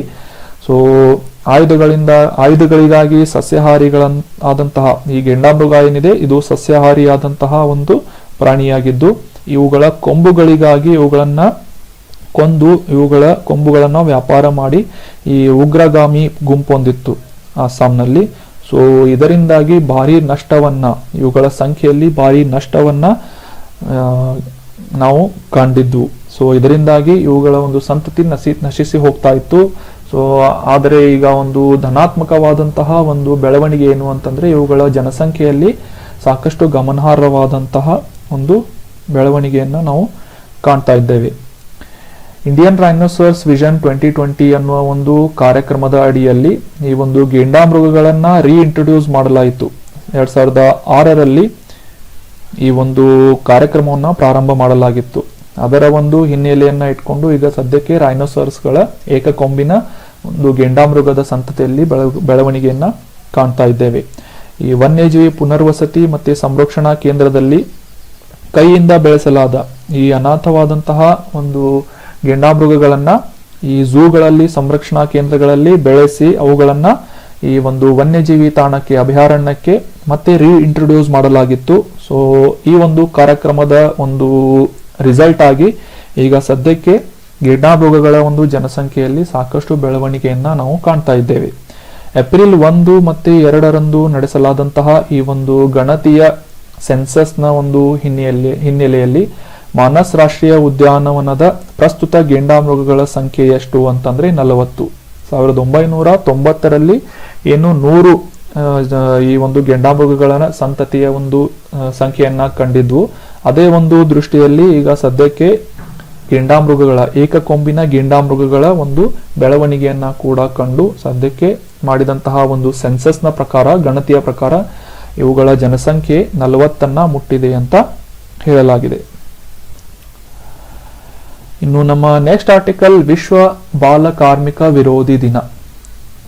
ನಮಗೆಲ್ಲ ಗೊತ್ತಿರುವ ಹಾಗೆ ILOದಿಂದ, ಇಂಟರ್ನ್ಯಾಷನಲ್ ಲೇಬರ್ ಆರ್ಗನೈಸೇಷನ್ ನಿಂದ ಈ ಒಂದು ನೋಡಲ್ ಏಜೆನ್ಸಿಯಾಗಿ ಜೂನ್ 12ರಂದು ಪ್ರತಿ ವರ್ಷ ಬಾಲ ಕಾರ್ಮಿಕ ಪದ್ಧತಿಯನ್ನ ಕೊನೆಗೊಳಿಸುವ ಒಂದು ದೃಷ್ಟಿಯಲ್ಲಿ ಸಾರ್ವತ್ರಿಕವಾಗಿ ಈ ಒಂದು ಸಾಮಾಜಿಕ ರಕ್ಷಣೆ ಅನ್ನುವ ಒಂದು ಥೀಮ್ ಅನ್ನ ಇಟ್ಕೊಂಡು ಈ ವರ್ಷದ ಬಾಲ ಕಾರ್ಮಿಕ ವಿರುದ್ಧದ ವಿಶ್ವ ದಿನಾಚರಣೆಯನ್ನ ಆಚರಿಸಲಾಗ್ತಾ ಇದೆ. ನೆನ್ಪಿಟ್ಕೊಳ್ಳಿ, ಈ ವರ್ಷದ ಥೀಮ್ ಏನು ಅಂತಂದ್ರೆ ಬಾಲ ಕಾರ್ಮಿಕ ಪದ್ಧತಿಯನ್ನ ಕೊನೆಗೊಳಿಸಲು ಸಾರ್ವತ್ರಿಕ ಸಾಮಾಜಿಕ ರಕ್ಷಣೆ ಅನ್ನುವ ಒಂದು ಥೀಮ್ ಅನ್ನ ಜೂನ್ 12, 2022ರ ಈ ಒಂದು ಬಾಲ ಕಾರ್ಮಿಕ ವಿರೋಧಿ ದಿನಾಚರಣೆಯ ಥೀಮ್ ಆಗಿ ಇಟ್ಕೊಳ್ಳಲಾಗಿದೆ. ಆಗಲೇ ಡಿಸ್ಕಸ್ ಮಾಡಿದ ಹಾಗೆ ILO ಅಥವಾ ಇಂಟರ್ನ್ಯಾಷನಲ್ ಲೇಬರ್ ಆರ್ಗನೈಸೇಷನ್ ನಿಂದ ಮತ್ತೆ ಅದರ ಘಟಕಗಳು ಮತ್ತೆ ಪಾಲುದಾರರು ಸಾಮಾಜಿಕ ಸಂರಕ್ಷಣಾ ವ್ಯವಸ್ಥೆಗಳು ಯೋಜನೆಯಲ್ಲಿ ಹೆಚ್ಚಿನ ಹೂಡಿಕೆಯನ್ನ ನೀಡುವಂತೆ ಕರೆ ನೀಡಲಾಗಿದೆ. ILOದಿಂದ ಹೆಚ್ಚಿನ ಒಂದು ಇನ್ವೆಸ್ಟ್ಮೆಂಟ್ ಅನ್ನ ಮಾಡಬೇಕು, ಈ ಬಾಲ ಕಾರ್ಮಿಕ ಒಂದು ಪದ್ಧತಿಯನ್ನ ಸಂಪೂರ್ಣವಾಗಿ ತೊಡೆದು ಹಾಕುವ ಒಂದು ಉದ್ದೇಶದಿಂದ ಹೆಚ್ಚಿನ ಒಂದು ಹೂಡಿಕೆಯನ್ನ ಮಾಡಬೇಕು ಅಂತ ಕರೆಯನ್ನ ನೀಡಲಾಗಿದೆ. ಈ ಅಂತಾರಾಷ್ಟ್ರೀಯ ಕಾರ್ಮಿಕ ಸಂಘಟನೆ ಅಥವಾ ಇಂಟರ್ನ್ಯಾಷನಲ್ ಲೇಬರ್ ಆರ್ಗನೈಸೇಷನ್ ಏನಿದೆ, ಇದರ ಪ್ರಕಾರ ಸದ್ಯಕ್ಕೆ ಜಾಗತಿಕವಾಗಿ ಸುಮಾರು 142 ದಶಲಕ್ಷ ಮಕ್ಕಳು ಬಾಲ ಕಾರ್ಮಿಕ ವ್ಯವಸ್ಥೆಯಲ್ಲಿ ತೊಡಗಿದ್ದಾರೆ.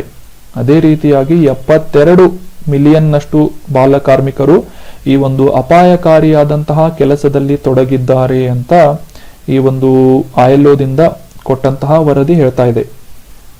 ಇನ್ನು ಈ ಬಾಲ ಕಾರ್ಮಿಕ ದಿನದ ಇತಿಹಾಸವನ್ನ ತಿಳ್ಕೊಳ್ಳೋದಾದ್ರೆ 2002ರಿಂದ ಪ್ರತಿ ವರ್ಷ ವಿಶ್ವದಾದ್ಯಂತ ಈ ಒಂದು ಬಾಲ ಕಾರ್ಮಿಕ ಪದ್ಧತಿಯ ವಿರುದ್ಧದ ವಿಶ್ವ ದಿನ ಅಂತ ಪ್ರಾರಂಭ ಮಾಡಲಾಗಿತ್ತು ILOದಿಂದ. ಸೊ ಅದೇ ರೀತಿಯಾಗಿ ಈ ಒಂದು ಬಾಲ ಕಾರ್ಮಿಕ ಪದ್ಧತಿಯನ್ನ ತೊಡೆದು ಹಾಕುವ ಮತ್ತೆ ಅದಕ್ಕೆ ಅಗತ್ಯವಿರುವಂತಹ ಕ್ರಮಗಳ ಒಂದು ಪ್ರಯತ್ನ ಮಾಡುವತ್ತ ಗಮನವನ್ನ ಫೋಕಸ್ ಮಾಡುವ ಉದ್ದೇಶದಿಂದ, ಕೇಂದ್ರೀಕರಿಸುವ ಉದ್ದೇಶದಿಂದ ಈ ಒಂದು ವಿಶ್ವ ಬಾಲ ಕಾರ್ಮಿಕ ವಿರುದ್ಧ ದಿನಾಚರಣೆಯನ್ನ ಆಚರಿಸಲಾಗ್ತಾ ಇದೆ 2002ರಿಂದ ಜೂನ್ 12ರಂದು ಪ್ರತಿ ವರ್ಷ. ಅದೇ ರೀತಿ ILO ಅಥವಾ ಇಂಟರ್ನ್ಯಾಷನಲ್ ಲೇಬರ್ ಆರ್ಗನೈಸೇಷನ್, ಅಂತಾರಾಷ್ಟ್ರೀಯ ಕಾರ್ಮಿಕ ಸಂಘಟನೆಯ ಒಂದು ನ್ಯೂಸ್ ಇದ್ದದ್ದರಿಂದ ಈ ಒಂದು ಸಂಸ್ಥೆಯ ಬಗ್ಗೆ ಕೂಡ ಡೀಟೇಲ್ ಆಗಿ ತಿಳ್ಕೊಳ್ಳೋಣ. ಇದರ ಸ್ಥಾಪನೆಯಾಗಿದ್ದು 1919ರಲ್ಲಿ. ಸದ್ಯದ ಇದರ ಅಧ್ಯಕ್ಷ ಯಾರು ಅಂತಂದ್ರೆ ಗೈ ರೈಡರ್ ಅಂತ. ಇನ್ನು ಇದರ ಪ್ರಧಾನ ಕಚೇರಿ ನಮ್ಗೆಲ್ಲ ಗೊತ್ತಿರುವ ಹಾಗೆ, ಗೊತ್ತಿಲ್ಲದಿದ್ರೆ ರಿವೈಸ್ ಮಾಡ್ಕೊಳ್ಳಿ, ಸ್ವಿಟ್ಜರ್ಲ್ಯಾಂಡ್ನ ಜಿನಿವಾದಲ್ಲಿ ILOದ ಮುಖ್ಯ ಕಚೇರಿ ನೆಲೆಗೊಂಡಿದೆ. So that was all about ವಿಶ್ವ ಬಾಲ ಕಾರ್ಮಿಕ ದಿನಾಚರಣೆ. ಪ್ರತಿ ಜೂನ್ 12ರಂದು ಈ ಒಂದು ದಿನಾಚರಣೆಯನ್ನ ಆಚರಿಸಲಾಗುತ್ತೆ 2002ರಿಂದ. ILO ಈ ಒಂದು ಕಾರ್ಯಕ್ರಮವನ್ನು ನಡೆಸುವ ಮುಖ್ಯ ನೋಡಲ್ ಏಜೆನ್ಸಿಯಾಗಿ ಕೆಲಸ ಮಾಡುತ್ತೆ. ಇನ್ನು ನಮ್ಮ ನೆಕ್ಸ್ಟ್ ಆರ್ಟಿಕಲ್ ಬಗ್ಗೆ ತಿಳ್ಕೊಳ್ಳೋದಾದ್ರೆ, ಹಸಿರು ಉದ್ಯೋಗಗಳು ಅಥವಾ ಗ್ರೀನ್ ಜಾಬ್ಸ್ ಅಂತ ರೀಸೆಂಟ್ ಆಗಿ ನಮ್ಮ ಪ್ರಧಾನ ಮಂತ್ರಿ ನರೇಂದ್ರ ಮೋದಿ ಅವರು ಒತ್ತನ್ನ ನೀಡಿದ್ದಾರೆ. ಇದರ ಒಂದು ಮಹತ್ವವನ್ನ ಮೊನ್ನೆ ಅಂದ್ರೆ ಪರಿಸರ ದಿನಾಚರಣೆಯ ಒಂದು ಕಾರ್ಯಕ್ರಮದಲ್ಲಿ ಇದರ ಬಗ್ಗೆ ಕುರಿತಾಗಿ ಎಕ್ಸ್ಪ್ಲೇನ್ ಮಾಡಿದ್ರು. ಸೊ ಅದಕ್ಕೆ ಈಗ ಈ ಒಂದು ಹಸಿರು ಉದ್ಯೋಗಗಳು ಕಾಂಟೆಕ್ಸ್ಟ್ ನಲ್ಲಿ ಇತ್ತು. ಇತ್ತೀಚೆಗೆ ವಿಶ್ವ ಪರಿಸರ ದಿನದಂದು ಈ ಒಂದು ಹಸಿರು ಉದ್ಯೋಗವನ್ನ ಗುರುತಿಸುವ ಒಂದು ಕಾರ್ಯಕ್ರಮದಲ್ಲಿ ಮುಖ್ಯವಾಗಿ ಹಸಿರು ಉದ್ಯೋಗಕ್ಕೆ ಹೆಚ್ಚಿನ ಒಂದು ಎಂಫಸೈಸ್ ಅನ್ನ ನೀಡಿ ಈ ಒಂದು ಹಸಿರು ಉದ್ಯೋಗಗಳನ್ನ ಸೃಷ್ಟಿಸುವ ನಿಟ್ಟಿನಲ್ಲಿ ಭಾರತದ ಪ್ರಯತ್ನಗಳನ್ನ ಪ್ರಧಾನಮಂತ್ರಿ ಮೋದಿ ಅವರು ಪ್ರಸ್ತಾಪಿಸಿದ್ದಾರೆ. ಇನ್ನು ಈ ಹಸಿರು ಉದ್ಯೋಗಗಳು ಅಂದ್ರೆ ಏನು ಅಂತ ತಿಳ್ಕೊಳ್ಳೋದಾದ್ರೆ, ಗ್ರಹದ ಮೇಲೆ ಅಂದ್ರೆ ಭೂಮಿಯ ಮೇಲೆ ನೇರವಾಗಿ ಧನಾತ್ಮಕವಾದಂತಹ ಪರಿಣಾಮ ಬೀರುವಂತಹ, ಒಟ್ಟಾರೆಯಾಗಿ ಪರಿಸರ ಕಲ್ಯಾಣಕ್ಕೆ ಕೊಡುಗೆಯನ್ನ ನೀಡುವಂತಹ ಉದ್ಯೋಗ ವರ್ಗವನ್ನ ಹಸಿರು ಉದ್ಯೋಗಗಳು ಅಂತ ಉಲ್ಲೇಖಿಸಬಹುದಾಗಿದೆ. ಅದರಲ್ಲಿ ಮುಖ್ಯವಾಗಿ ನವೀಕರಿಸಬಹುದಾದಂತಹ ಶಕ್ತಿ, ರಿನ್ಯೂಯಬಲ್ ಎನರ್ಜಿ ಅಂತ ನಾವು ಹೇಳ್ತೇವೆ, ಮತ್ತೆ ಸಂಪನ್ಮೂಲಗಳ ಸಂರಕ್ಷಣೆ ಮಾಡುವುದು, ಇಂಧನ ಸಮರ್ಥ ವಿಧಾನಗಳನ್ನ ಖಾತ್ರಿಪಡಿಸುವ ಉದ್ಯೋಗಗಳನ್ನ ಸೃಷ್ಟಿಸುವುದು. ಅದೇ ಒಂದು ಅಡಿಯಲ್ಲಿ ಈ ಒಂದು ಗ್ರೀನ್ ಜಾಬ್ಸ್ ಅಥವಾ ಹಸಿರು ಉದ್ಯೋಗಗಳನ್ನ ವರ್ಗೀಕರಿಸಲಾಗಿದೆ. ಇನ್ನು ಈ ಹಸಿರು ಉದ್ಯೋಗಗಳ ಒಂದು ಸೃಷ್ಟಿ ಮಾಡುವಂತಹ ನಿಟ್ಟಿನಲ್ಲಿ ಕೌಶಲ್ಯಗಳ ಒಂದು ತರಬೇತಿ ಆಗಿರ್ಬೋದು, ಈ ಗ್ರೀನ್ ಜಾಬ್ಸ್ ಬಗ್ಗೆ ಅರಿವು ಮತ್ತೆ ತರಬೇತಿಯನ್ನ ವ್ಯಕ್ತಿಗಳಿಗೆ ನೀಡುವುದು, ಹಸಿರು ಮನೆ ಅನಿಲ, ಗ್ರೀನ್ ಹೌಸ್ ಗ್ಯಾಸ್ ಅಂತ ಕರಿತೇವೆ, ಅವುಗಳ ಒಂದು ಹೊರಸೂಸುವಿಕೆಯನ್ನ ಸೀಮಿತಗೊಳಿಸುವುದು, ತ್ಯಾಜ್ಯ ವಸ್ತುಗಳು ಮತ್ತೆ ಮಾಲಿನ್ಯವನ್ನ ಕಡಿಮೆ ಮಾಡುವ ನಿಟ್ಟಿನಲ್ಲಿ ಪರಿಸರ ವ್ಯವಸ್ಥೆಗಳನ್ನ ರಕ್ಷಿಸುವುದಾಗಿರಬಹುದು, ಮತ್ತೆ ಮರು ಸಂಸ್ಥಾಪಿಸುವುದಾಗಿರಬಹುದು, ಹವಾಮಾನ ಬದಲಾವಣೆ ಕ್ಲೈಮೇಟ್ ಚೇಂಜ್ ನ ಪರಿಣಾಮಗಳಿಗೆ ಹೊಂದಿಕೊಳ್ಳುವಂತಹ ಒಂದು ಜಾಬ್ಗಳನ್ನ ಸೃಷ್ಟಿ ಮಾಡುವ ಒಂದು ಉದ್ದೇಶದಿಂದ ಗ್ರೀನ್ ಜಾಬ್ಸ್ ಅನ್ನ ಮುಖ್ಯವಾಗಿ ಇವುಗಳ ಮಹತ್ವವನ್ನ ಸದ್ಯಕ್ಕೆ ಎಂಫಸೈಸ್ ಮಾಡಲಾಗ್ತಾ ಇದೆ ಜಗತ್ತಿನಾದ್ಯಂತ. ಸೊ ನೆನ್ಪಿಟ್ಕೊಳ್ಳಿ, ಹಸಿರು ಜಾಬ್ಸ್ ಅಂತಂದ್ರೆ ಏನು, ಈ ಒಂದು ರಿನ್ಯೂಯಬಲ್ ಎನರ್ಜಿಗೆ ಸಂಬಂಧಪಟ್ಟಿರುವುದಾಗಿರ್ಬೋದು ಅಥವಾ ತ್ಯಾಜ್ಯಗಳ ಮತ್ತು ಮಾಲಿನ್ಯವನ್ನ ಕಡಿಮೆ ಮಾಡುವಂತಹ ನಿಟ್ಟಿನಲ್ಲಿ ಕೆಲಸ ಮಾಡುವ ವರ್ಗವನ್ನ ಗ್ರೀನ್ ಜಾಬ್ಸ್ ಅಂತ ನಾವು ಕೆಟಗರೈಸ್ ಮಾಡಬಹುದಾಗಿದೆ. ಇನ್ನು ಈ ಗ್ರೀನ್ ಜಾಬ್ಸ್ಗೆ ಸಂಬಂಧಿಸಿದಂತಹ ಒಂದು skill council for green jobs ಅಂತ ಒಂದು ಕೇಂದ್ರವನ್ನ ಕೂಡ ಸೃಷ್ಟಿಸಲಾಗಿದೆ. 2015 ಅಕ್ಟೋಬರ್ 1 ಈ ಒಂದು ಸಂಸ್ಥೆಯನ್ನ ಸ್ಥಾಪಿಸಲಾಯಿತು. ಕೇಂದ್ರ ಸರ್ಕಾರ ಈ ಹಸಿರು ಉದ್ಯೋಗಗಳಿಗಾಗಿ ಕೌಶಲ್ಯ ಮಂಡಳಿಯನ್ನ, skill council for green jobs ಅನ್ನ ಪ್ರಾರಂಭ ಮಾಡಲಾಯಿತು. ರಾಷ್ಟ್ರೀಯ ಕೌಶಲ್ಯ ಅಭಿವೃದ್ಧಿ ಮಿಷನ್ಗಳಿಗೆ ಹೊಂದಿಕೊಳ್ಳುವಂತೆ ಇದು ಈ ಒಂದು ಲಾಭರಹಿತವಾದಂತಹ ಮತ್ತು ಸ್ವತಂತ್ರ ಉದ್ಯಮ ನೇತೃತ್ವದ ಉಪಕ್ರಮವಾಗಿ, ಇನಿಷಿಯೇಟಿವ್ ಆಗಿ ಈ ಒಂದು skill council for green jobs ಅನ್ನ ಸ್ಥಾಪನೆ ಮಾಡಲಾಗಿದೆ. ನೆನ್ಪಿಟ್ಕೊಳ್ಳಿ, ಈ KPSC ಎಕ್ಸಾಮ್ ನಲ್ಲಿ ಈ ಒಂದು ಪ್ರಶ್ನೆಯನ್ನ ಕೇಳಬಹುದು. Skill council for green jobs ಅನ್ನುವ ಈ ಒಂದು ಹಸಿರು ಉದ್ಯೋಗಗಳ ಒಂದು ಉದ್ಯೋಗವನ್ನ ಸೃಷ್ಟಿ ಮಾಡುವ ಉದ್ದೇಶದಿಂದ ಈ ಒಂದು ಕೌಶಲ್ಯ ಮಂಡಳಿಯನ್ನ ಸ್ಥಾಪನೆ ಮಾಡಲಾಗಿದೆ 2015 ಅಕ್ಟೋಬರ್ 1. ಆರ್ಟಿಕಲ್ ಪಂಚಕರ್ಮ ಅನ್ನುವ ಒಂದು ಚಿಕಿತ್ಸೆಯ ಬಗ್ಗೆ ನಮಗೆಲ್ಲ ಗೊತ್ತಿರುವ ಹಾಗೆ ಆಯುರ್ವೇದದಲ್ಲಿ ಒಂದು ಪಂಚಕರ್ಮ ಚಿಕಿತ್ಸೆಯನ್ನ ಮಾಡಲಾಗುತ್ತೆ. ಈ ಒಂದು ರಾಷ್ಟ್ರೀಯ ಆಯುರ್ವೇದ ಸಂಶೋಧನಾ ಸಂಸ್ಥೆಯ ಬಗ್ಗೆ ನಾವು ಈಗ ಡಿಸ್ಕಸ್ ಮಾಡೋಣ. ಇದರ ಕುರಿತಾದಂತಹ ನ್ಯೂಸ್ ಏನು ಅಂತಂದ್ರೆ, ಕಾಂಟೆಕ್ಸ್ಟ್ ಏನು ಅಂತಂದ್ರೆ, ಪಂಚಕರ್ಮ ರಾಷ್ಟ್ರೀಯ ಆಯುರ್ವೇದ ಸಂಶೋಧನಾ ಸಂಸ್ಥೆ, national Ayurvedic research institute of Panchakarma, ತ್ರಿಶೂರ್ನಲ್ಲಿದೆ. ಇದು ಕೇರಳದ ಚೆರುತುರುತಿ ಜೈವಿಕ ರಸಾಯನಶಾಸ್ತ್ರ ಮತ್ತು ರೋಗಶಾಸ್ತ್ರ ವಿಭಾಗ ತನ್ನ ಕ್ಲಿನಿಕಲ್ ಪ್ರಯೋಗಾಲಯದ ಸೇವೆಗಳಿಗಾಗಿ ಒಂದು ಮಾನ್ಯತೆಯನ್ನ ಪಡೆದುಕೊಂಡಿದೆ ಅನ್ನುವುದು ನ್ಯೂಸ್ನಲ್ಲಿತ್ತು.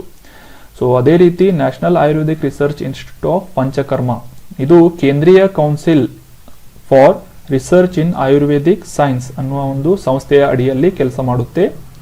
ಆಯುಷ್ನ ಸಚಿವಾಲಯದ ಅಡಿಯಲ್ಲಿ ಈ ಒಂದು NARIP ಏನಿದೆ ಬರುತ್ತೆ.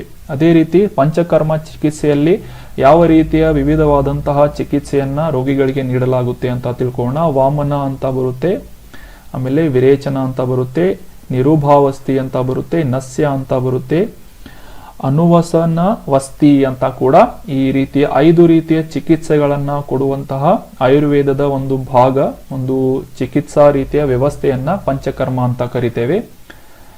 ನಿಮ್ಗೆಲ್ಲ ಗೊತ್ತಿರುವ ಹಾಗೆ ಪಂಚಕರ್ಮ ಸಾಕಷ್ಟು ಫೇಮಸ್ ಆದಂತಹ ಒಂದು ಆಯುರ್ವೇದಿಕ್ ಚಿಕಿತ್ಸೆ ಆಗಿದೆ. ಇನ್ನು CCRAS ಅಡಿಯಲ್ಲಿ ತನ್ನ ಕ್ಲಿನಿಕಲ್ ಪ್ರಯೋಗಾಲಯದ ಸೇವೆಗಳಿಗೆ NABL ಮಾನ್ಯತೆ ಪಡೆದ ಈ ಒಂದು ಸಂಸ್ಥೆ ಏನಿದೆ ಮೊದಲ ಸಂಸ್ಥೆಯಾಗಿದೆ. ಯಾವುದಿದು? ಕೇರಳದ ತ್ರಿಶೂರ್ನಲ್ಲಿರುವಂತಹ ಈ ತಿರುಚೇರಿ ಜೈವಿಕ ರಸಾಯನಶಾಸ್ತ್ರ ಮತ್ತು ರೋಗಶಾಸ್ತ್ರ. ಅದಕ್ಕಿಂತ ಮುಂಚೆ ಪಂಚಕರ್ಮ ರಾಷ್ಟ್ರೀಯ ಆಯುರ್ವೇದಿಕ್ ಸಂಶೋಧನಾ ಸಂಸ್ಥೆ ಏನಿದೆ ಇದು NABL ನಿಂದ ಮಾನ್ಯತೆಯನ್ನ ಪಡೆದಂತಹ ಮೊದಲ ಸಂಸ್ಥೆಯಾಗಿದೆ.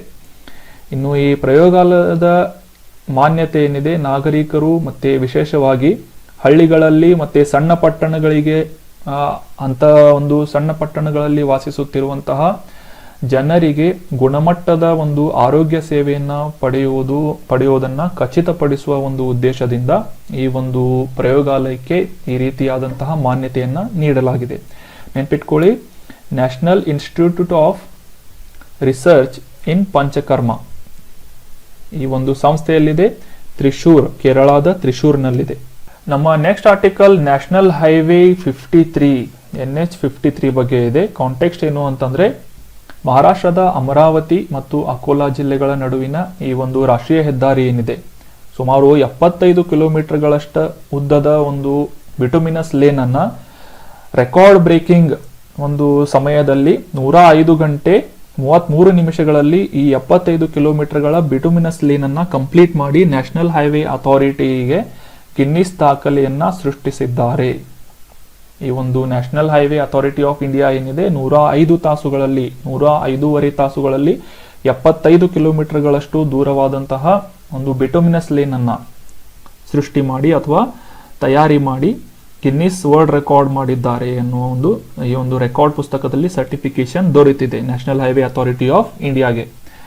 ಇದಕ್ಕಿಂತ ಮುಂಚೆ 2019ರಲ್ಲಿ ಫೆಬ್ರವರಿಯಲ್ಲಿ ಕತಾರ್ ದೇಶದ ದೋಹಾದಲ್ಲಿ ಸುಮಾರು 25.275 ಕಿಲೋಮೀಟರ್ಗಳಷ್ಟು ಉದ್ದವಾದಂತಹ ರಸ್ತೆಯನ್ನ ನಿರಂತರವಾಗಿ ಬಿಟುಮಿನಸ್ ಲೇನ್ ಹಾಕಿ ಕಾರ್ಯವನ್ನ 10 ದಿನಗಳಲ್ಲಿ ಪೂರ್ಣಗೊಳಿಸಲಾಗಿತ್ತು.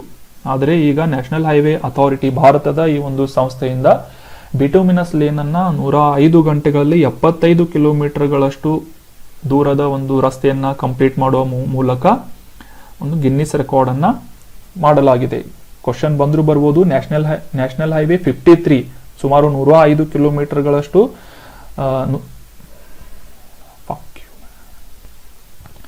ನಮ್ಮ ನೆಕ್ಸ್ಟ್ ಆರ್ಟಿಕಲ್ ನ್ಯಾಷನಲ್ ಹೈವೇ 53 ಬಗ್ಗೆ ಇದೆ. ಕಾಂಟೆಕ್ಸ್ಟ್ ಏನು ಅಂತಂದ್ರೆ, ಮಹಾರಾಷ್ಟ್ರದ ಅಮರಾವತಿ ಮತ್ತು ಅಕೋಲಾ ಜಿಲ್ಲೆಗಳ ನಡುವಿನ ರಾಷ್ಟ್ರೀಯ ಹೆದ್ದಾರಿಯಾದಂತಹ ನ್ಯಾಷನಲ್ ಹೈವೇ 53 ಸುಮಾರು 105 ಗಂಟೆ 33 ನಿಮಿಷಗಳಲ್ಲಿ 75 ಕಿಲೋಮೀಟರ್ಗಳಷ್ಟು ಉದ್ದವಾದಂತಹ ಒಂದು ರಸ್ತೆಯನ್ನ ನಿರ್ಮಾಣ ಮಾಡಲಾಗಿದೆ.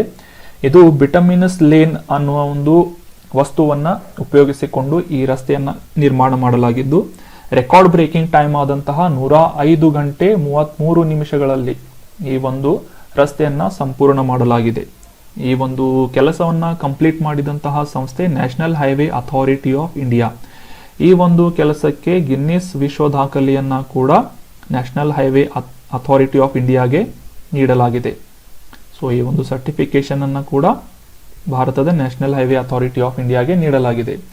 ಇದಕ್ಕಿಂತ ಮುಂಚೆ 2019ರಲ್ಲಿ ಈ ರೀತಿಯಾದಂತಹ ಒಂದು ಕಾರ್ಯವನ್ನ ಕಂಪ್ಲೀಟ್ ಮಾಡಲಾಗಿತ್ತು. ಅದು ಭಾರತದಲ್ಲಿ ಅಲ್ಲ, ಕತಾರ್ ದೇಶದ ದೋಹಾದಲ್ಲಿ ಸುಮಾರು 25.275 ಕಿಲೋಮೀಟರ್ಗಳಷ್ಟು ದೂರದ ಒಂದು ರಸ್ತೆಯನ್ನ 10 ದಿನಗಳಲ್ಲಿ ಪೂರ್ಣಗೊಳಿಸಿ, ಇದಕ್ಕಿಂತ ಮುಂಚೆ ಬಿಟುಮಿನಸ್ ಅನ್ನುವ ಇದು ಒಂದು ಪೆಟ್ರೋಲಿಯಂನ ಬೈ ಪ್ರಾಡಕ್ಟ್ ಆಗಿದ್ದು, ಇದನ್ನ ರಸ್ತೆ ಮಾಡುವಂತಹ ಒಂದು ಕೆಲಸಗಳಲ್ಲಿ ಉಪಯೋಗಿಸಲಾಗುತ್ತೆ. ಬಿಟುಮಿನಸ್ ಕಾಂಕ್ರೀಟ್ ಅಂತ ಕೂಡ ಇದನ್ನ ಕರೀತಾರೆ. ಗಿನ್ನಿಸ್ ವಿಶ್ವ ದಾಖಲೆಯನ್ನ ಕತಾರ್ನಲ್ಲಿ 10 ದಿನಗಳಲ್ಲಿ ಪೂರ್ಣಗೊಳಿಸಿ 25.5 ಕಿಲೋಮೀಟರ್ಗಳಷ್ಟು ದೂರವನ್ನ ರಸ್ತೆಯನ್ನ ನಿರ್ಮಾಣ ಮಾಡಲಾಗಿತ್ತು. ಸೊ ಈಗ ನಮ್ಮ ನ್ಯಾಷನಲ್ ಹೈವೇ ಅಥಾರಿಟಿ ಆಫ್ ಇಂಡಿಯಾದಿಂದ 75 ಕಿಲೋಮೀಟರ್ಗಳಷ್ಟು ಸುಮಾರು 3 ಟೈಮ್ಸ್ ನಷ್ಟು ಒಂದು ದೂರದ ರಸ್ತೆಯನ್ನ ನಿರ್ಮಾಣ ಮಾಡಲಾಗಿದೆ. ರೆಕಾರ್ಡ್ ಬ್ರೇಕಿಂಗ್ ಟೈಮ್ 105 ಗಂಟೆ 33 ನಿಮಿಷದಲ್ಲಿ. ಇನ್ನು ಈ ಅಮರಾವತಿ ಅಕೋಲಾ ವಿಭಾಗದ ಈ national highway authority, national highway 53 ಏನಿದೆ, NH53, ಇದು ಪೂರ್ವದಿಂದ ಪಶ್ಚಿಮದವರೆಗೆ ಒಂದು ಉದ್ದವಾದಂತಹ ಒಂದು ಹೈವೇ ಆಗಿದ್ದು, ಕೋಲ್ಕತ್ತಾ ಅಂದ್ರೆ ಪೂರ್ವದ ಕೋಲ್ಕತ್ತಾದಲ್ಲಿ, ಛತ್ತೀಸ್ಗಢದ ರಾಯ್ಪುರ್, ಮಧ್ಯಪ್ರದೇಶ, ಮಹಾರಾಷ್ಟ್ರದ ನಾಗ್ಪುರ್, ಸೂರತ್ ಅಥವಾ ಗುಜರಾತ್ನ ಸೂರತ್ ನಗರಗಳನ್ನ ಕನೆಕ್ಟ್ ಮಾಡುವಂತಹ, ಸಂಪರ್ಕಿಸುವಂತಹ ಪ್ರಮುಖವಾದಂತಹ ಕಾರಿಡಾರ್ ಆಗಿದೆ. ನೆನ್ಪಿಟ್ಕೊಳ್ಳಿ, ನ್ಯಾಷನಲ್ ಹೈವೇ 53 ಕೂಡ ಕ್ವಶನ್ ನಲ್ಲಿ ಬರಬಹುದು, ಎಕ್ಸಾಮ್ ನಲ್ಲಿ ಪ್ರಶ್ನೆಯಾಗಿ ಬರಬಹುದು. ಪೂರ್ವದಿಂದ ಪಶ್ಚಿಮದವರೆಗೆ ಅಂದ್ರೆ ಕೋಲ್ಕತ್ತಾದಿಂದ ಪಶ್ಚಿಮದಲ್ಲಿರುವಂತಹ ಗುಜರಾತ್ನ ಸೂರತ್ ನಗರಗಳನ್ನ, ಸಾಕಷ್ಟು ನಗರಗಳನ್ನ ಕನೆಕ್ಟ್ ಮಾಡುವಂತಹ ಈ ಒಂದು ನ್ಯಾಷನಲ್ ಹೈವೇ 53 ರಸ್ತೆಯಾಗಿದೆ. ಈ ಒಂದು ಸದ್ಯಕ್ಕೆ ಕಾಂಟೆಕ್ಸ್ಟ್ ಏನು ಅಂತಂದ್ರೆ, ಸುಮಾರು 105.5 ಗಂಟೆಗಳಲ್ಲಿ ಒಂದು 75 ಕಿಲೋಮೀಟರ್ಗಳಷ್ಟು ಉದ್ದವಾದಂತಹ ಬಿಟುಮಿನಸ್ ಕಾಂಕ್ರೀಟ್ ಅನ್ನ ಬಳಸಿ ಇಲ್ಲಿ ರಸ್ತೆಯನ್ನ ನಿರ್ಮಾಣ ಮಾಡಿ ಗಿನ್ನಿಸ್ ವಿಶ್ವ ದಾಖಲೆಯನ್ನ ನಿರ್ಮಿಸಿದ್ದಾರೆ. ಯಾರು? ನ್ಯಾಷನಲ್ ಹೈವೇ ಅಥಾರಿಟಿ ಆಫ್ ಇಂಡಿಯಾದವರು. ಇನ್ನು ನಮ್ಮ ನೆಕ್ಸ್ಟ್ ಆರ್ಟಿಕಲ್ ಪೋಕ್ಸೋ ಬಗ್ಗೆ ಇದೆ. ಪೋಕ್ಸೋ ಅಂದರೆ ಏನು ಅಂತ ಕಮೆಂಟ್ ಬಾಕ್ಸ್ನಲ್ಲಿ ಕಮೆಂಟ್ ಮಾಡಿ. ಪೋಕ್ಸೋದ ಫುಲ್ ಫಾರ್ಮ್ ನೀವು ಕಮೆಂಟ್ ಮಾಡಬೇಕು. ಈ ಒಂದು ಪೋಕ್ಸೋ ಕಾಯ್ದೆಯ ಅಡಿಯಲ್ಲಿ FIRಗಳನ್ನು ದಾಖಲೆ ಮಾಡಲು ಆ ಒಂದು ಲೋಕಲ್ ಸ್ಥಳೀಯ DCPಯ ಒಪ್ಪಿಗೆಯನ್ನು ಪಡೆಯಬೇಕು ಅಂತ ರೀಸೆಂಟ್ ಆಗಿ ಮುಂಬೈ ಪೊಲೀಸ್ ಕಮಿಷನರ್ ಅವರು ಒಂದು ಆದೇಶವನ್ನು ಹೊರಡಿಸಿದ್ರು. ಸೊ ಅದಕ್ಕೆ ವಿರೋಧವಾಗಿ ಸಾಕಷ್ಟು ರೀತಿಯ ಒಂದು ಅವುಗಳ ಟೀಕೆಗಳನ್ನು ನಾವು ಕಾಣ್ತಾ ಇದ್ದೇವೆ. ಅದೇ ಈಗ ಕಾಂಟೆಕ್ಸ್ಟ್ ನಲ್ಲಿರುವುದು. ನ್ಯೂಸ್ ಝೋನಲ್ DCP ಅನುಮತಿ ಇಲ್ಲದೆ ಪೋಕ್ಸೋ ಕಾಯ್ದೆಯಡಿಯಲ್ಲಿ ಯಾವುದೇ ರೀತಿಯಾದಂತಹ FIRಗಳನ್ನು ದಾಖಲಿಸಬಾರದು ಎಂಬ ಆದೇಶವನ್ನು ಅಥವಾ ಸುತ್ತೋಲೆಯನ್ನ ಮುಂಬೈ ಪೊಲೀಸ್ ಕಮಿಷನರ್ ಅವರ ಒಂದು ನಿರ್ದೇಶನದ ಪ್ರಕಾರ ನೀಡಲಾಗಿತ್ತು. ಸೊ ಇದಕ್ಕೆ ಸಾಕಷ್ಟು ಟೀಕೆಗಳನ್ನು ಎದುರಿಸುವುದು ಕಂಡು ಬಂದಾಗ ಮುಂಬೈ ಪೊಲೀಸ್ ಕಮಿಷನರ್ ಅವರು ಈ ಒಂದು ನಿರ್ದೇಶನವನ್ನ ಮರುಪರಿಶೀಲಿಸಲಾಗುವುದು ಎಂದು ಹೇಳಿಕೆಯನ್ನ ನೀಡಿದ್ದಾರೆ. ಇನ್ನು ಈ ಪೋಕ್ಸೋ ಕಾಯ್ದೆಯ ಬಗ್ಗೆ ತಿಳ್ಕೊಳ್ಳೋದಾದ್ರೆ ಇದರ ಪೋಕ್ಸೋನ full form protection of child from sexual offences ಅಂತ ಆಗುತ್ತೆ. ಈ ಕಾಯ್ದೆಯ ಬಗ್ಗೆ ತಿಳ್ಕೊಳ್ಳೋದಾದ್ರೆ 2012 ನವೆಂಬರ್ ಅಲ್ಲಿ ಈ ಒಂದು ಕಾಯ್ದೆಯನ್ನ ಜಾರಿಗೊಳಿಸಲಾಗಿತ್ತು. ಇದರ ಒಂದು ಮುಖ್ಯ ಉದ್ದೇಶ ಏನು ಅಂತಂದ್ರೆ ಲೈಂಗಿಕ ಅಪರಾಧಿಗಳಿಂದ ಮಕ್ಕಳ ಒಂದು ಸಂರಕ್ಷಣೆಯನ್ನ ಮಾಡುವಂತಹ ಕಾಯ್ದೆ ಇದಾಗಿತ್ತು. ಸಮಗ್ರವಾದಂತಹ ಒಂದು ಕಾಯ್ದೆ ನವೆಂಬರ್ 2012ರಲ್ಲಿ ಜಾರಿಗೊಳಿಸಲಾಗಿತ್ತು. ಈ ಒಂದು ಕಾಯ್ದೆಯನ್ನ ಪರಿಚಯ ಮಾಡಿದವರು ಮಹಿಳಾ ಮತ್ತು ಮಕ್ಕಳ ಅಭಿವೃದ್ಧಿ ಸಚಿವಾಲಯದಿಂದ ಈ ಒಂದು ಪೋಕ್ಸೋ ಕಾಯ್ದೆಯನ್ನ ಜಾರಿಗೊಳಿಸಲಾಗಿತ್ತು. ಸಾಮಾನ್ಯವಾಗಿ ಪೋಕ್ಸೋ ಕಾಯ್ದೆ ಎಂದು ಕರೆಯಲಾಗುವ ಇದು ಮಕ್ಕಳಿಗೆ ಸಂಬಂಧಿಸಿದ ಅಪರಾಧಗಳ ಕುರಿತಾದಂತಹ ಒಂದು ವಿಷಯಗಳ ಕುರಿತಾಗಿ ವ್ಯವಹರಿಸುತ್ತದೆ. ಸೊ ಮಕ್ಕಳ ಕುರಿತಾದಂತಹ ಯಾವುದೇ ಅಫೆನ್ಸ್ಗಳಿಗೆ ಒಂದು ಶಿಕ್ಷೆಯನ್ನ ವಿಧಿಸುವಂತಹ ಪ್ರಾವಧಾನವನ್ನ ಈ ಪೋಕ್ಸೋ ಕಾಯ್ದೆಯಡಿಯಲ್ಲಿ ಜ್ಯೂರಿಸ್ಡಿಕ್ಷನ್ನಲ್ಲಿ ಅಥವಾ ಒಂದು ಕೋರ್ಟ್ಗಳಲ್ಲಿ ನೀಡಲಾಗುತ್ತೆ. ಇನ್ನು ಅದೇ ರೀತಿಯಾದಂತಹ ಒಂದು ಸಂಸ್ಥೆ ರಾಷ್ಟ್ರೀಯ ಮಕ್ಕಳ ಹಕ್ಕುಗಳ ರಕ್ಷಣಾ ಆಯೋಗ ಅಥವಾ national commission for protection of child rights. ಈ ಒಂದು ಆಯೋಗದ ಬಗ್ಗೆ ತಿಳ್ಕೊಳ್ಳೋದಾದ್ರೆ NCPCR ಒಂದು ಕಾನೂನುಬದ್ಧವಾದಂತಹ ಸಂಸ್ಥೆಯಾಗಿದ್ದು ಇದು ಮಕ್ಕಳ ಹಕ್ಕುಗಳ ರಕ್ಷಣಾ ಆಯೋಗ ಕಾಯ್ದೆಯಡಿಯಲ್ಲಿ 2005ರ ಅಡಿಯಲ್ಲಿ ಸ್ಥಾಪಿತವಾಗಿದೆ. ಇನ್ನು ಇದರ ಒಂದು ಮ್ಯಾಂಡೇಟ್ಗಳು ಅಥವಾ ಕೆಲಸ ಏನು ಅಂತ ತಿಳ್ಕೊಳ್ಳೋದಾದ್ರೆ ಎಲ್ಲ ಕಾನೂನುಗಳು, ಕಾರ್ಯಕ್ರಮಗಳು, ನೀತಿಗಳು ಮತ್ತೆ ಆಡಳಿತಾತ್ಮಕ ಕಾರ್ಯವಿಧಾನಗಳಲ್ಲಿ ಮಕ್ಕಳ ಹಕ್ಕು ಕೇಂದ್ರಿತ, ಮೇನ್ಲಿ ಇವರು ಚಿಲ್ಡ್ರನ್ ಫೋಕಸ್ ಆಗಿ ಒಂದು ಕೆಲಸಗಳನ್ನ, ಪಾಲಿಸಿಗಳನ್ನ, ಒಂದು ಅಡ್ಮಿನಿಸ್ಟ್ರೇಷನ್ ಅನ್ನ ನೀಡುವ ಒಂದು ವಿಧಾನವನ್ನ ಸಾಧಿಸುವ ನಿಟ್ಟಿನಲ್ಲಿ ಈ ಆಯೋಗವು ಕಾರ್ಯನಿರ್ವಹಿಸುತ್ತದೆ. ಇನ್ನು ಆಯುಕ್ತರ ಆದೇಶಕ್ಕೆ NCCPR ಆಕ್ಷೇಪ ವ್ಯಕ್ತಪಡಿಸಿದೆ. ಅಂದ್ರೆ ಈಗ ಮುಂಬೈನ ಪೊಲೀಸ್ ಆಯುಕ್ತರು ಯಾವ ಒಂದು ನಿರ್ದೇಶನವನ್ನ ನೀಡಿದ್ದಾರೆ, ಪೋಕ್ಸೋ ಕಾಯ್ದೆಯಡಿಯಲ್ಲಿ ಯಾವುದೇ ರೀತಿಯ FIRಗಳನ್ನ, ಸಪೋಸ್ ಯಾವುದೇ ಒಂದು ಮಗುವಿನ ಮೇಲೆ ಅತ್ಯಾಚಾರ ಆದಾಗ ಆ ಒಂದು FIR ದಾಖಲು ಮಾಡಬೇಕು ಅಂತಂದ್ರೆ ಆ ಸ್ಥಳೀಯವಾದಂತಹ DCPಯ ಅನುಮತಿಯನ್ನ ಪಡೆಯಬೇಕು ಅಂತ ಪೊಲೀಸ್ ಆಯುಕ್ತರು ನಿರ್ದೇಶನವನ್ನು ಹೊರಡಿಸಿದ್ದರು. ಆ ಒಂದು ಆದೇಶಕ್ಕೆ ಈ ಒಂದು NCPCR ಏನಿದೆ ಆಕ್ಷೇಪವನ್ನ ವ್ಯಕ್ತಪಡಿಸಿದೆ. ಸದ್ಯಕ್ಕೆ ಅದನ್ನ ಮರುಪರಿಶೀಲಿಸಲಾಗುವುದು ಅಂತ ಮುಂಬೈನ ಪೊಲೀಸ್ ಆಯುಕ್ತರು ಹೇಳಿಕೆಯನ್ನ ನೀಡಿದ್ದಾರೆ. ಇನ್ನು ನಮ್ಮ ನೆಕ್ಸ್ಟ್ ಆರ್ಟಿಕಲ್ ಸಂತ ತುಕಾರಾಮ ದೇವಸ್ಥಾನದ ಬಗ್ಗೆ ಇದೆ. ಕಾಂಟೆಕ್ಸ್ಟ್ ಏನು ಅಂತಂದ್ರೆ ರೀಸೆಂಟ್ ಆಗಿ ನಮ್ಮ ಪ್ರಧಾನಮಂತ್ರಿಯವರು ಪುಣೆ ಜಿಲ್ಲೆಯ ದೇಹುವಿನಲ್ಲಿ, ದೇವಾಲಯಗಳ ಪಟ್ಟಣ ಅಂತ ಕೂಡ ಕರೀತಾರೆ ಇದನ್ನ, ಮಹಾರಾಷ್ಟ್ರದಲ್ಲಿ ದೇಹುವಿನಲ್ಲಿ ಈ ಒಂದು ಸಂತ ತುಕಾರಾಮ್ ಶಿಲಾಮಂದಿರವನ್ನ ಉದ್ಘಾಟಿಸಿದರು ಅಂತ ನ್ಯೂಸ್ ಇದೆ. ಇನ್ನು ಈ ಶಿಲಾಮಂದಿರದ ಬಗ್ಗೆ, ಇದರ ಒಂದು ಹಿಸ್ಟ್ರಿ ಬಗ್ಗೆ, ಇತಿಹಾಸದ ಬಗ್ಗೆ ತಿಳ್ಕೊಳ್ಳೋದಾದ್ರೆ ನಮ್ಮ ಭಕ್ತಿ ಸಂತ ತುಕಾರಾಮ್ ಅವರು ಬರೆದ ಅಭ್ಯಂಗಗಳ ಒಂದು ಸತ್ಯಾಸತ್ಯತೆಗಳ ಬಗ್ಗೆ ಜನರು ಇವರಿಗೆ ಪ್ರಶ್ನೆ ಮಾಡಿದಾಗ ಈ ಒಂದು ಬಂಡೆಯ ತುಂಡಿನ ಮೇಲೆ, ಈ ಒಂದು ಮಂದಿರದಲ್ಲಿ ಬಂಡೆಯ ಒಂದು ಪೀಸ್ ಇದೆ ಅಥವಾ ಒಂದು ತುಂಡಿದೆ, ಅದರ ಮೇಲೆ ಸತತವಾಗಿ 13 ದಿನಗಳ ಕಾಲ ಕುಳಿತು ತಮ್ಮ ಅಭಂಗಗಳ ಒಂದು ಸಮರ್ಥನೆಯನ್ನ ಮಾಡಿಕೊಂಡಿದ್ದರು. ಸೊ ಈ ಭಕ್ತಿ ಸಂತ ತುಕಾರಾಮರ ಈ ಒಂದು ಬಂಡೆಯ ತುಂಡಿನ ಒಂದು ಹಿನ್ನೆಲೆಯಿಂದ ಈ ಸ್ಥಳ ಏನಿದೆ ಪವಿತ್ರವಾಗಿದೆ. ಸೊ 13 ದಿನಗಳ ಕಾಲ ಈ ಒಂದು ಬಂಡೆಯ ಮೇಲೆ ಕುಳಿತುಕೊಂಡಿದ್ದರು. ಸೊ ವಾರಕರಿ ಪಂಥದವರಿಗೆ, ಅಂದ್ರೆ ಇದು ಮಹಾರಾಷ್ಟ್ರದಲ್ಲಿ ಫಾಲೋ ಮಾಡುವಂತಹ ಒಂದು ಪಂಥವಾಗಿದ್ದು ಆ ಒಂದು ಪಂಥದವರಿಗೆ ಇದು ಒಂದು ತೀರ್ಥಕ್ಷೇತ್ರ ಮತ್ತು ಪವಿತ್ರ ಸ್ಥಳವಾಗಿ ಇದೆ. ಸೊ ಹೀಗಾಗಿ ಈ ಒಂದು ಸ್ಥಳದಲ್ಲಿ ಒಂದು ಶಿಲಾ ಮಂದಿರವನ್ನು, ಸಂತ ತುಕಾರಾಮರ ದೇವಸ್ಥಾನವನ್ನು ನಮ್ಮ ಪ್ರಧಾನಮಂತ್ರಿ ಇನಾಗ್ರೇಟ್ ಅಥವಾ ಉದ್ಘಾಟನೆ ಮಾಡಿದ್ದಾರೆ. ಇನ್ನು ಈ ಸಂತ ತುಕಾರಾಮ್ ಅವರ ಬಗ್ಗೆ ತಿಳ್ಕೊಳ್ಳೋದಕ್ಕಿಂತ ಮುಂಚೆ ವಾರ್ಕರಿ ಪಂಥದ ಬಗ್ಗೆ ತಿಳ್ಕೊಳ್ಳೋಣ.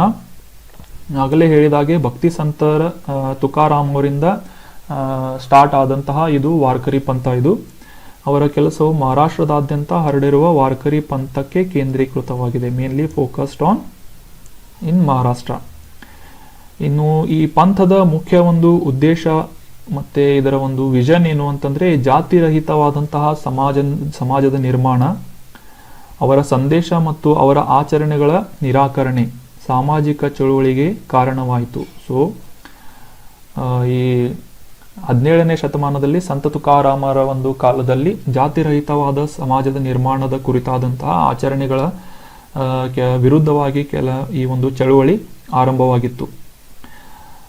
ಆಚರಣೆಗಳು ಅಂತಂದ್ರೆ ಆ ಟೈಮ್ನಲ್ಲಿ ಇದ್ದಂತಹ ಅನಿಷ್ಟ ಸಂಪ್ರದಾಯಗಳ ವಿರುದ್ಧವಾಗಿ ಈ ಒಂದು ಜಾತಿರಹಿತ ಸಮಾಜದ ಒಂದು ನಿರ್ಮಾಣದ ಉದ್ದೇಶದಿಂದ ವಾರ್ಕರಿ ಪಂಥ ಸ್ಥಾಪನೆಗೊಂಡಿತ್ತು ಸಂತ ತುಕಾರಾಮ್ ಅವರ ಒಂದು ಕಡೆಯಿಂದ. ಸೊ ಈ ಒಂದು ಸಂತ ತುಕಾರಾಮ್ ಅವರು ಈ ವಾರಿ ಯಾತ್ರೆಯನ್ನ ಪ್ರಾರಂಭಿಸಿದ ಒಂದು ಕೀರ್ತಿ ಏನಿದೆ ಸಂತ ತುಕಾರಾಮ್ ಅವರಿಗೆ ಸಲ್ಲುತ್ತದೆ. ಸೊ ಇವರು ತಮ್ಮ ಅಭಂಗಗಳ ಮೂಲಕ ಜನರನ್ನ ಜಾಗೃತಗೊಳಿಸುವ ಒಂದು ಕಾರ್ಯವನ್ನ ಮಾಡಿದ್ರು. ಇನ್ನು ಈ ಸಂತ ತುಕಾರಾಮ್ ಅವರ ಬಗ್ಗೆ ತಿಳ್ಕೊಳ್ತಾದ್ರೆ ಆಗಲೇ ಹೇಳಿದಾಗೆ 17ನೇ ಶತಮಾನದ ಅವಧಿಯಲ್ಲಿ ಅಂದ್ರೆ 1608ರಿಂದ 1650ರವರೆಗೆ ಇವರು ಜೀವಿಸಿದ್ದರು. ಮಹಾರಾಷ್ಟ್ರದಲ್ಲಿ ಇವರ ಜನಿಸ್ತಾರೆ. ಅದೇ ರೀತಿ ಇವರ ಮೊದಲಿನ ಹೆಸರು ಈಗ ಸಂತ ತುಕಾರಾಮ್ ಅಂತ ಏನ್ ಕರಿತೇವೆ, ತುಕಾರಾಮ್ ಬೌಲೋಬಾ ಅಂಬಿಲೆ ಅಂತ ಇವರ ಪೂರ್ಣ ಹೆಸರಾಗಿತ್ತು. ಇನ್ನು ಇವರ ಗುರುಗಳ ಕುರಿತಾಗಿ ತಿಳ್ಕೊಳ್ಳೋದಾದ್ರೆ ಭಕ್ತಿ ಚಳುವಳಿಯ ಗುರುಗಳಾದಂತಹ ಸಂತ ಚೈತನ್ಯ ಮಹಾಪ್ರಭು ಅವರು ಸಂತ ತುಕಾರಾಮ್ ಅವರ ಗುರುಗಳಾಗಿದ್ದರು. ಇವರು ಸಂತ ತುಕಾರಾಮ್ ಅವರು 17ನೇ ಶತಮಾನದ ಕವಿ ಸಂತ ಮರಾಠಾ ದೊರೆ ಶಿವಾಜಿ ಮಹಾರಾಜ್ ಅವರ ಕಾಲದಲ್ಲಿ ಅವರ ಒಂದು ಕಾಂಟೆಂಪರರಿ ಟೈಮ್ನಲ್ಲಿ ಇವರು ಜೀವಿಸಿದ್ದರು. ಅದೇ ರೀತಿ ರಾಮದಾಸರಂತಹ ಶಿವಾಜಿ ಮಹಾರಾಜರ ಗುರುವಾದಂತಹ ರಾಮದಾಸ್ ಇವರ ಒಂದು ಕಾಂಟೆಂಪರರಿ ಟೈಮ್ನಲ್ಲಿ ವರ್ತಮಾನ ಕಾಲದಲ್ಲಿ ಈ ಸಂತ ತುಕಾರಾಮ್ ಅವರು ಕೆಲಸ ಮಾಡಿದ್ರು. ಸೊ ಇವರು ಮುಖ್ಯವಾಗಿ ತಮ್ಮ ಕವನವನ್ನ ಅಭಂಗಗಳನ್ನ ಇವರು ಬರೀತಾರೆ. ವಿಠಲ್ ಅಥವಾ ಹಿಂದೂ ದೇವರಾದ ವಿಷ್ಣುವಿನ ಅವತಾರವಾದಂತಹ ವಿಠಲನಿಗೆ ತಮ್ಮ ಅಭಂಗಗಳನ್ನ ಸಮರ್ಪಿಸ್ತಾರೆ. ಆ ಸಂತ ತುಕಾರಾಮರ ಆರಾಧ್ಯ ದೈವ ಯಾರು ಅಂತಂದ್ರೆ ಪಂಢರಾಪುರದ ವಿಠಲ. ಸೊ ತಮ್ಮ ಮರಾಠಿ ಅಭಂಗಗಳನ್ನ ಇವರು ಮರಾಠಿ ಅಭಂಗಗಳನ್ನ ಆಗಲೇ ಹೇಳಿದಾಗೆ ಅಭಂಗಗಳನ್ನ ರಚಿಸಿ ಸಾಕಷ್ಟು ಜನಪ್ರಿಯರಾದಂತಹ ಭಕ್ತಿ ಚಳುವಳಿಯ ಸಂತ ತುಕಾರಾಮ್ ಆಗಿದ್ದರು. ಸೊ ನಮ್ಮ ನೆಕ್ಸ್ಟ್ ಆರ್ಟಿಕಲ್ಗೆ ಹೋಗೋಣ. ನಮ್ಮ ಮುಂದಿನ ಆರ್ಟಿಕಲ್ ಪಾಲಿವರ್ಸಿಟಿ. ನಮಗೆಲ್ಲ ಗೊತ್ತಿರುವ ಹಾಗೆ ಯೂನಿವರ್ಸಿಟಿಯಿಂದ ಶಿಕ್ಷಣವನ್ನ ನೀಡುವಂತಹ ಕೆಲಸವನ್ನ ಮಾಡಲಾಗುತ್ತೆ. ಅದೇ ರೀತಿ ಪಾಲಿವರ್ಸಿಟಿ ಅಂತಂದ್ರೆ ವರ್ಚುವಲ್ ಕಾಂಪೋನೆಂಟ್ನಲ್ಲಿ ಯೂನಿವರ್ಸಿಟಿಗಳನ್ನ ಎಸ್ಟಾಬ್ಲಿಷ್ ಮಾಡಲಾಗ್ತಾ ಇದೆ. ಸೊ ಅವುಗಳನ್ನ ಪಾಲಿವರ್ಸಿಟಿ ಅಂತ ಕರೆಯಲಾಗ್ತಾ ಇದೆ.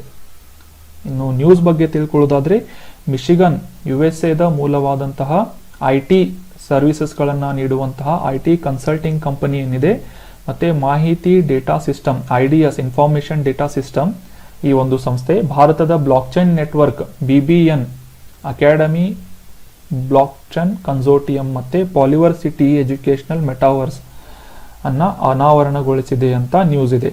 ಈ 2-3 ಸಂಸ್ಥೆಗಳ ಒಂದು ಸಹಭಾಗಿತ್ವದಲ್ಲಿ ಪಾಲಿವರ್ಸಿಟಿ ಮೆಟಾವರ್ಸ್ ಅನ್ನ ಅನಾವರಣಗೊಳಿಸಲಾಗಿದೆ.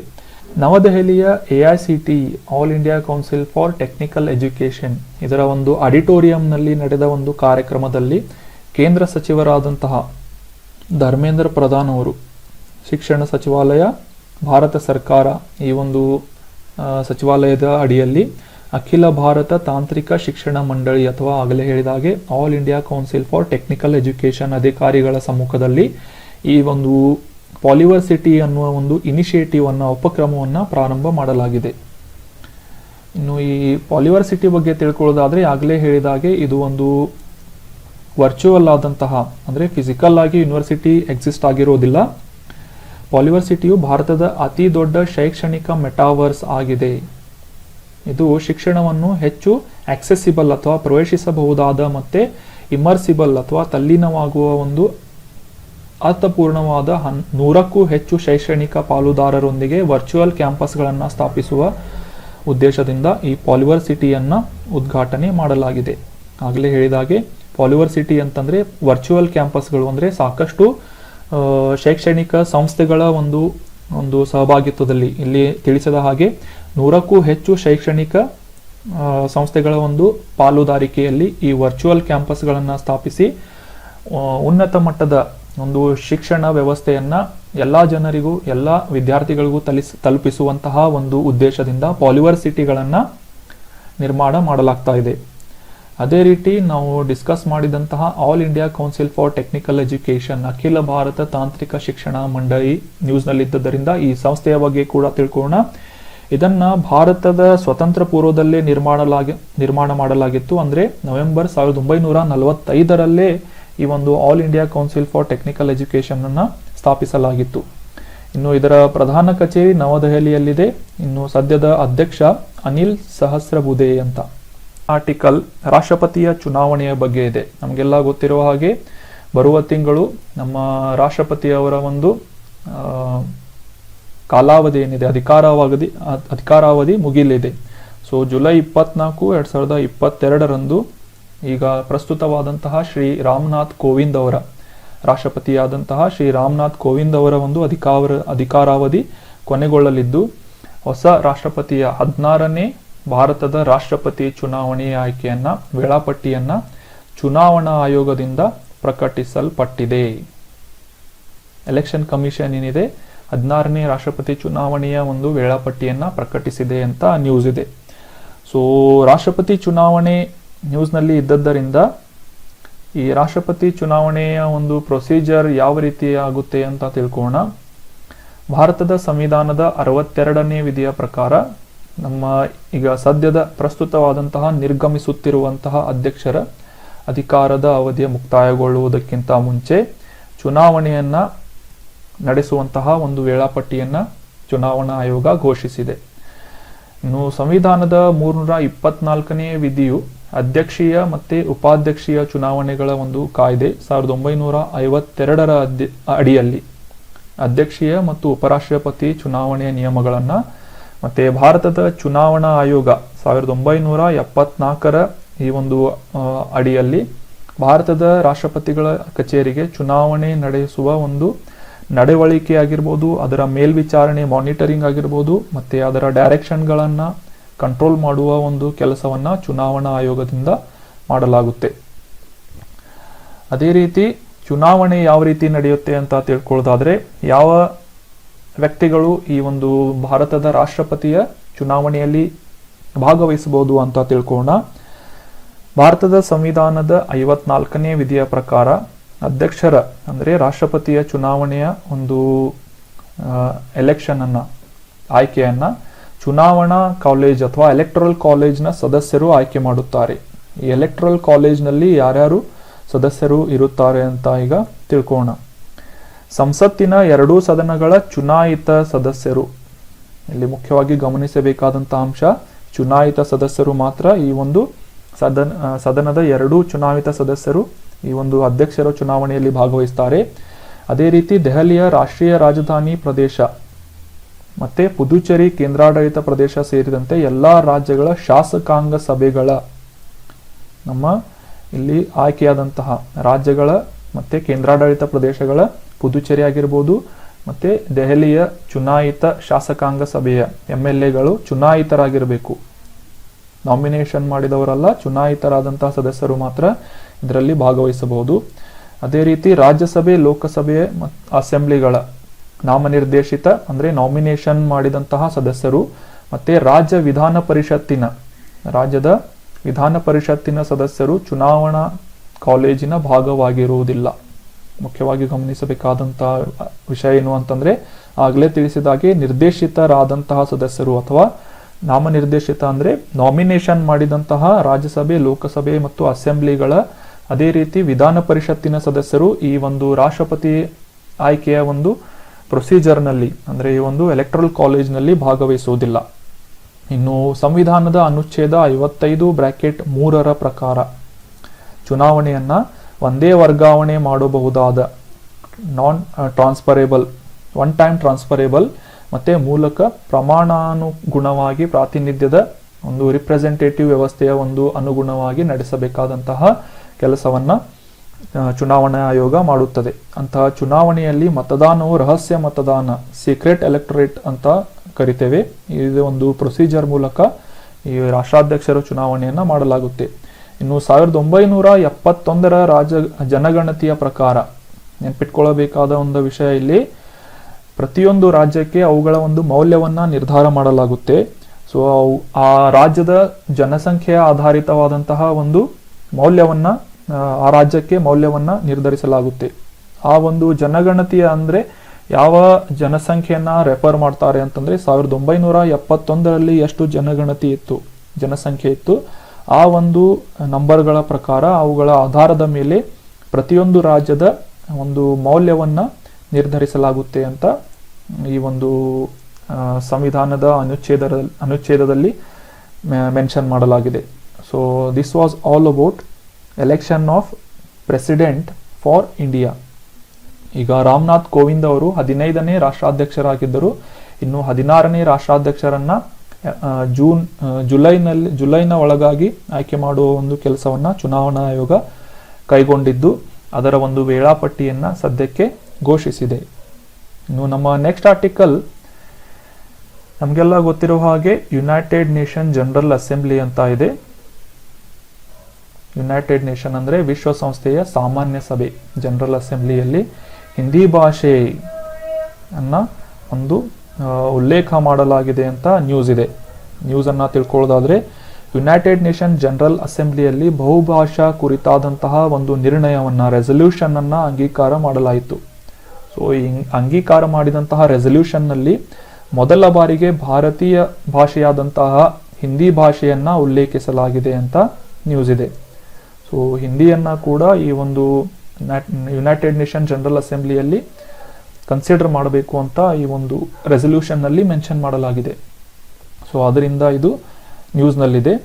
ಇನ್ನು ಈ ಅಂಗೀಕರಿಸಿದ ರೆಸಲ್ಯೂಷನ್ ಏನಿದೆ, ಹಿಂದಿ ಭಾಷೆ ಸೇರಿದಂತೆಯೇ ಅಧಿಕೃತವಲ್ಲದ ಭಾಷೆಗಳಲ್ಲಿ ಪ್ರಮುಖ ಸಂವಹನ, ಕಮ್ಯುನಿಕೇಶನ್ ಮತ್ತೆ ಸಂದೇಶಗಳನ್ನ ಪ್ರಸಾರ ಮಾಡುವ ಒಂದು ಕೆಲಸವನ್ನ ಸಪೋರ್ಟ್ ಮಾಡುವ ಒಂದು ಉದ್ದೇಶದಿಂದ ಈ ರೆಸಲ್ಯೂಷನ್ ಅನ್ನ ಅಂಗೀಕಾರ ಅಥವಾ ಅಪ್ರೂವಲ್ ಮಾಡಲಾಗಿದೆ. ಅದೇ ರೀತಿ ಈ ಒಂದು ರೆಸಲ್ಯೂಷನ್ ನಲ್ಲಿ ಮೊದಲ ಬಾರಿಗೆ ಬಾಂಗ್ಲಾ ಭಾಷೆಯನ್ನ ಮತ್ತೆ ಉರ್ದು ಭಾಷೆಯನ್ನ ಕೂಡ ಈ ಒಂದು ರೆಸಲ್ಯೂಷನ್ ನಲ್ಲಿ ಮೆನ್ಷನ್ ಮಾಡಲಾಗಿದೆ. ಹೊಸದಾಗಿ ಮೆನ್ಷನ್ ಮಾಡಲಾದಂತಹ 3 ಭಾಷೆಗಳು ಯಾವುವು ಅಂತಂದ್ರೆ ಹಿಂದಿ, ಬಾಂಗ್ಲಾ ಮತ್ತೆ ಉರ್ದು.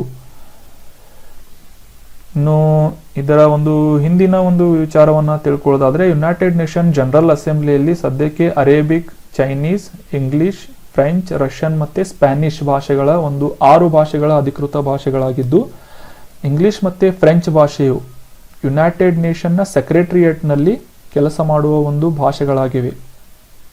ಇಂಗ್ಲಿಷ್ ಮತ್ತೆ ಫ್ರೆಂಚ್. ಅದನ್ನು ಹೊರತುಪಡಿಸಿ ವಿಶ್ವಸಂಸ್ಥೆಯಲ್ಲಿ 6 ಅಧಿಕೃತ ಭಾಷೆಗಳನ್ನ ಮೇನ್ಲಿ ಆಫಿಷಿಯಲ್ ಲ್ಯಾಂಗ್ವೇಜ್ ಆಗಿ ಕನ್ಸಿಡರ್ ಮಾಡಲಾಗಿದೆ.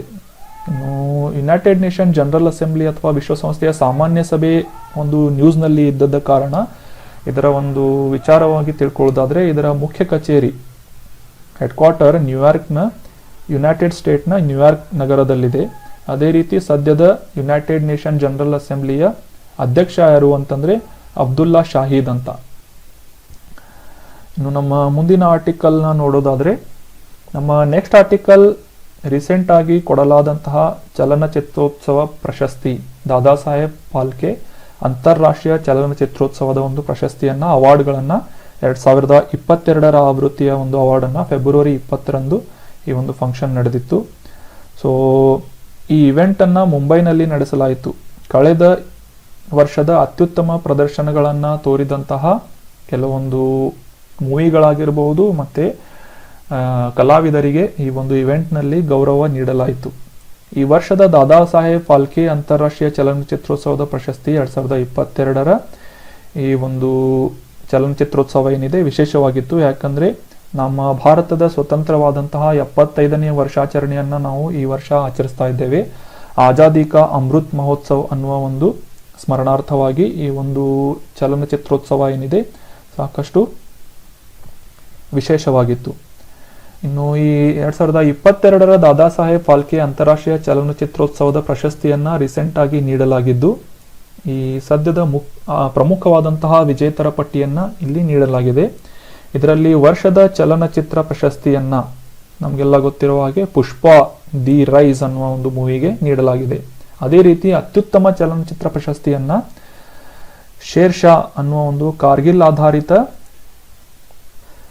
ವಿಕ್ರಮ್ ಭತ್ರಾ ಅವರ ಒಂದು ಟ್ರೂ ಸ್ಟೋರಿ ಆದಂತಹ ಶೇರ್ ಶಾ ಮೂವಿಗೆ ಅತ್ಯುತ್ತಮ ಚಲನಚಿತ್ರ ಪ್ರಶಸ್ತಿಯನ್ನ ನೀಡಲಾಗಿದೆ. ಇನ್ನು ಅದೇ ರೀತಿ ಅತ್ಯುತ್ತಮ ನಟ ಪ್ರಶಸ್ತಿಯನ್ನ ರಣಬೀರ್ ಸಿಂಗ್ಗೆ ನೀಡಲಾಗಿದೆ. ಇವರು ಕ್ರಿಕೆಟ್ ಆಧಾರಿತ 1983ರಲ್ಲಿ ವಿಶ್ವ ಪ್ರಶಸ್ತಿಯನ್ನ ಗೆದ್ದಂತಹ ಒಂದು ಮೂವಿಯನ್ನ, ಈ ಒಂದು ಚಿತ್ರಕಥೆಯನ್ನ ಆಧಾರಿತವಾದಂತಹ 83 ಅನ್ನುವ ಒಂದು ಚಿತ್ರಕ್ಕಾಗಿ ರಣವೀರ್ ಸಿಂಗ್ ಅವರಿಗೆ ಅತ್ಯುತ್ತಮ ನಟ ಪ್ರಶಸ್ತಿಯನ್ನ ನೀಡಲಾಗಿದೆ. ಅತ್ಯುತ್ತಮ ನಟಿ ಪ್ರಶಸ್ತಿಯನ್ನ ಮಿಮಿ ಅನ್ನುವ ಚಿತ್ರಕ್ಕಾಗಿ ಕೃತಿ ಸನೋನ್ ಅವರಿಗೆ ನೀಡಲಾಗಿದೆ. ಇನ್ನು ಅತ್ಯುತ್ತಮ ನಿರ್ದೇಶಕ ಪ್ರಶಸ್ತಿಯನ್ನ ಸ್ಟೇಟ್ ಆಫ್ ಸೀಜ್ ಅನ್ನುವ ಒಂದು ಟೆಂಪಲ್ ಅಟ್ಯಾಕ್ ಮೂವಿಯನ್ನ, ಅಮೃತ್ಸರದ ಒಂದು ಸುವರ್ಣ ಮಂದಿರದ ಮೇಲೆ ಮಾಡಲಾದಂತಹ ಟೆಂಪಲ್ ಅಟ್ಯಾಕ್ ಅನ್ನುವ ಮೂವಿಯನ್ನ ನಿರ್ದೇಶನ ಮಾಡಿದ್ದಕ್ಕಾಗಿ ಕೆನ್ ಘೋಷ್ ಅವರಿಗೆ ಈ ಅತ್ಯುತ್ತಮ ನಿರ್ದೇಶಕ ಪ್ರಶಸ್ತಿಯನ್ನ ನೀಡಲಾಗಿದೆ.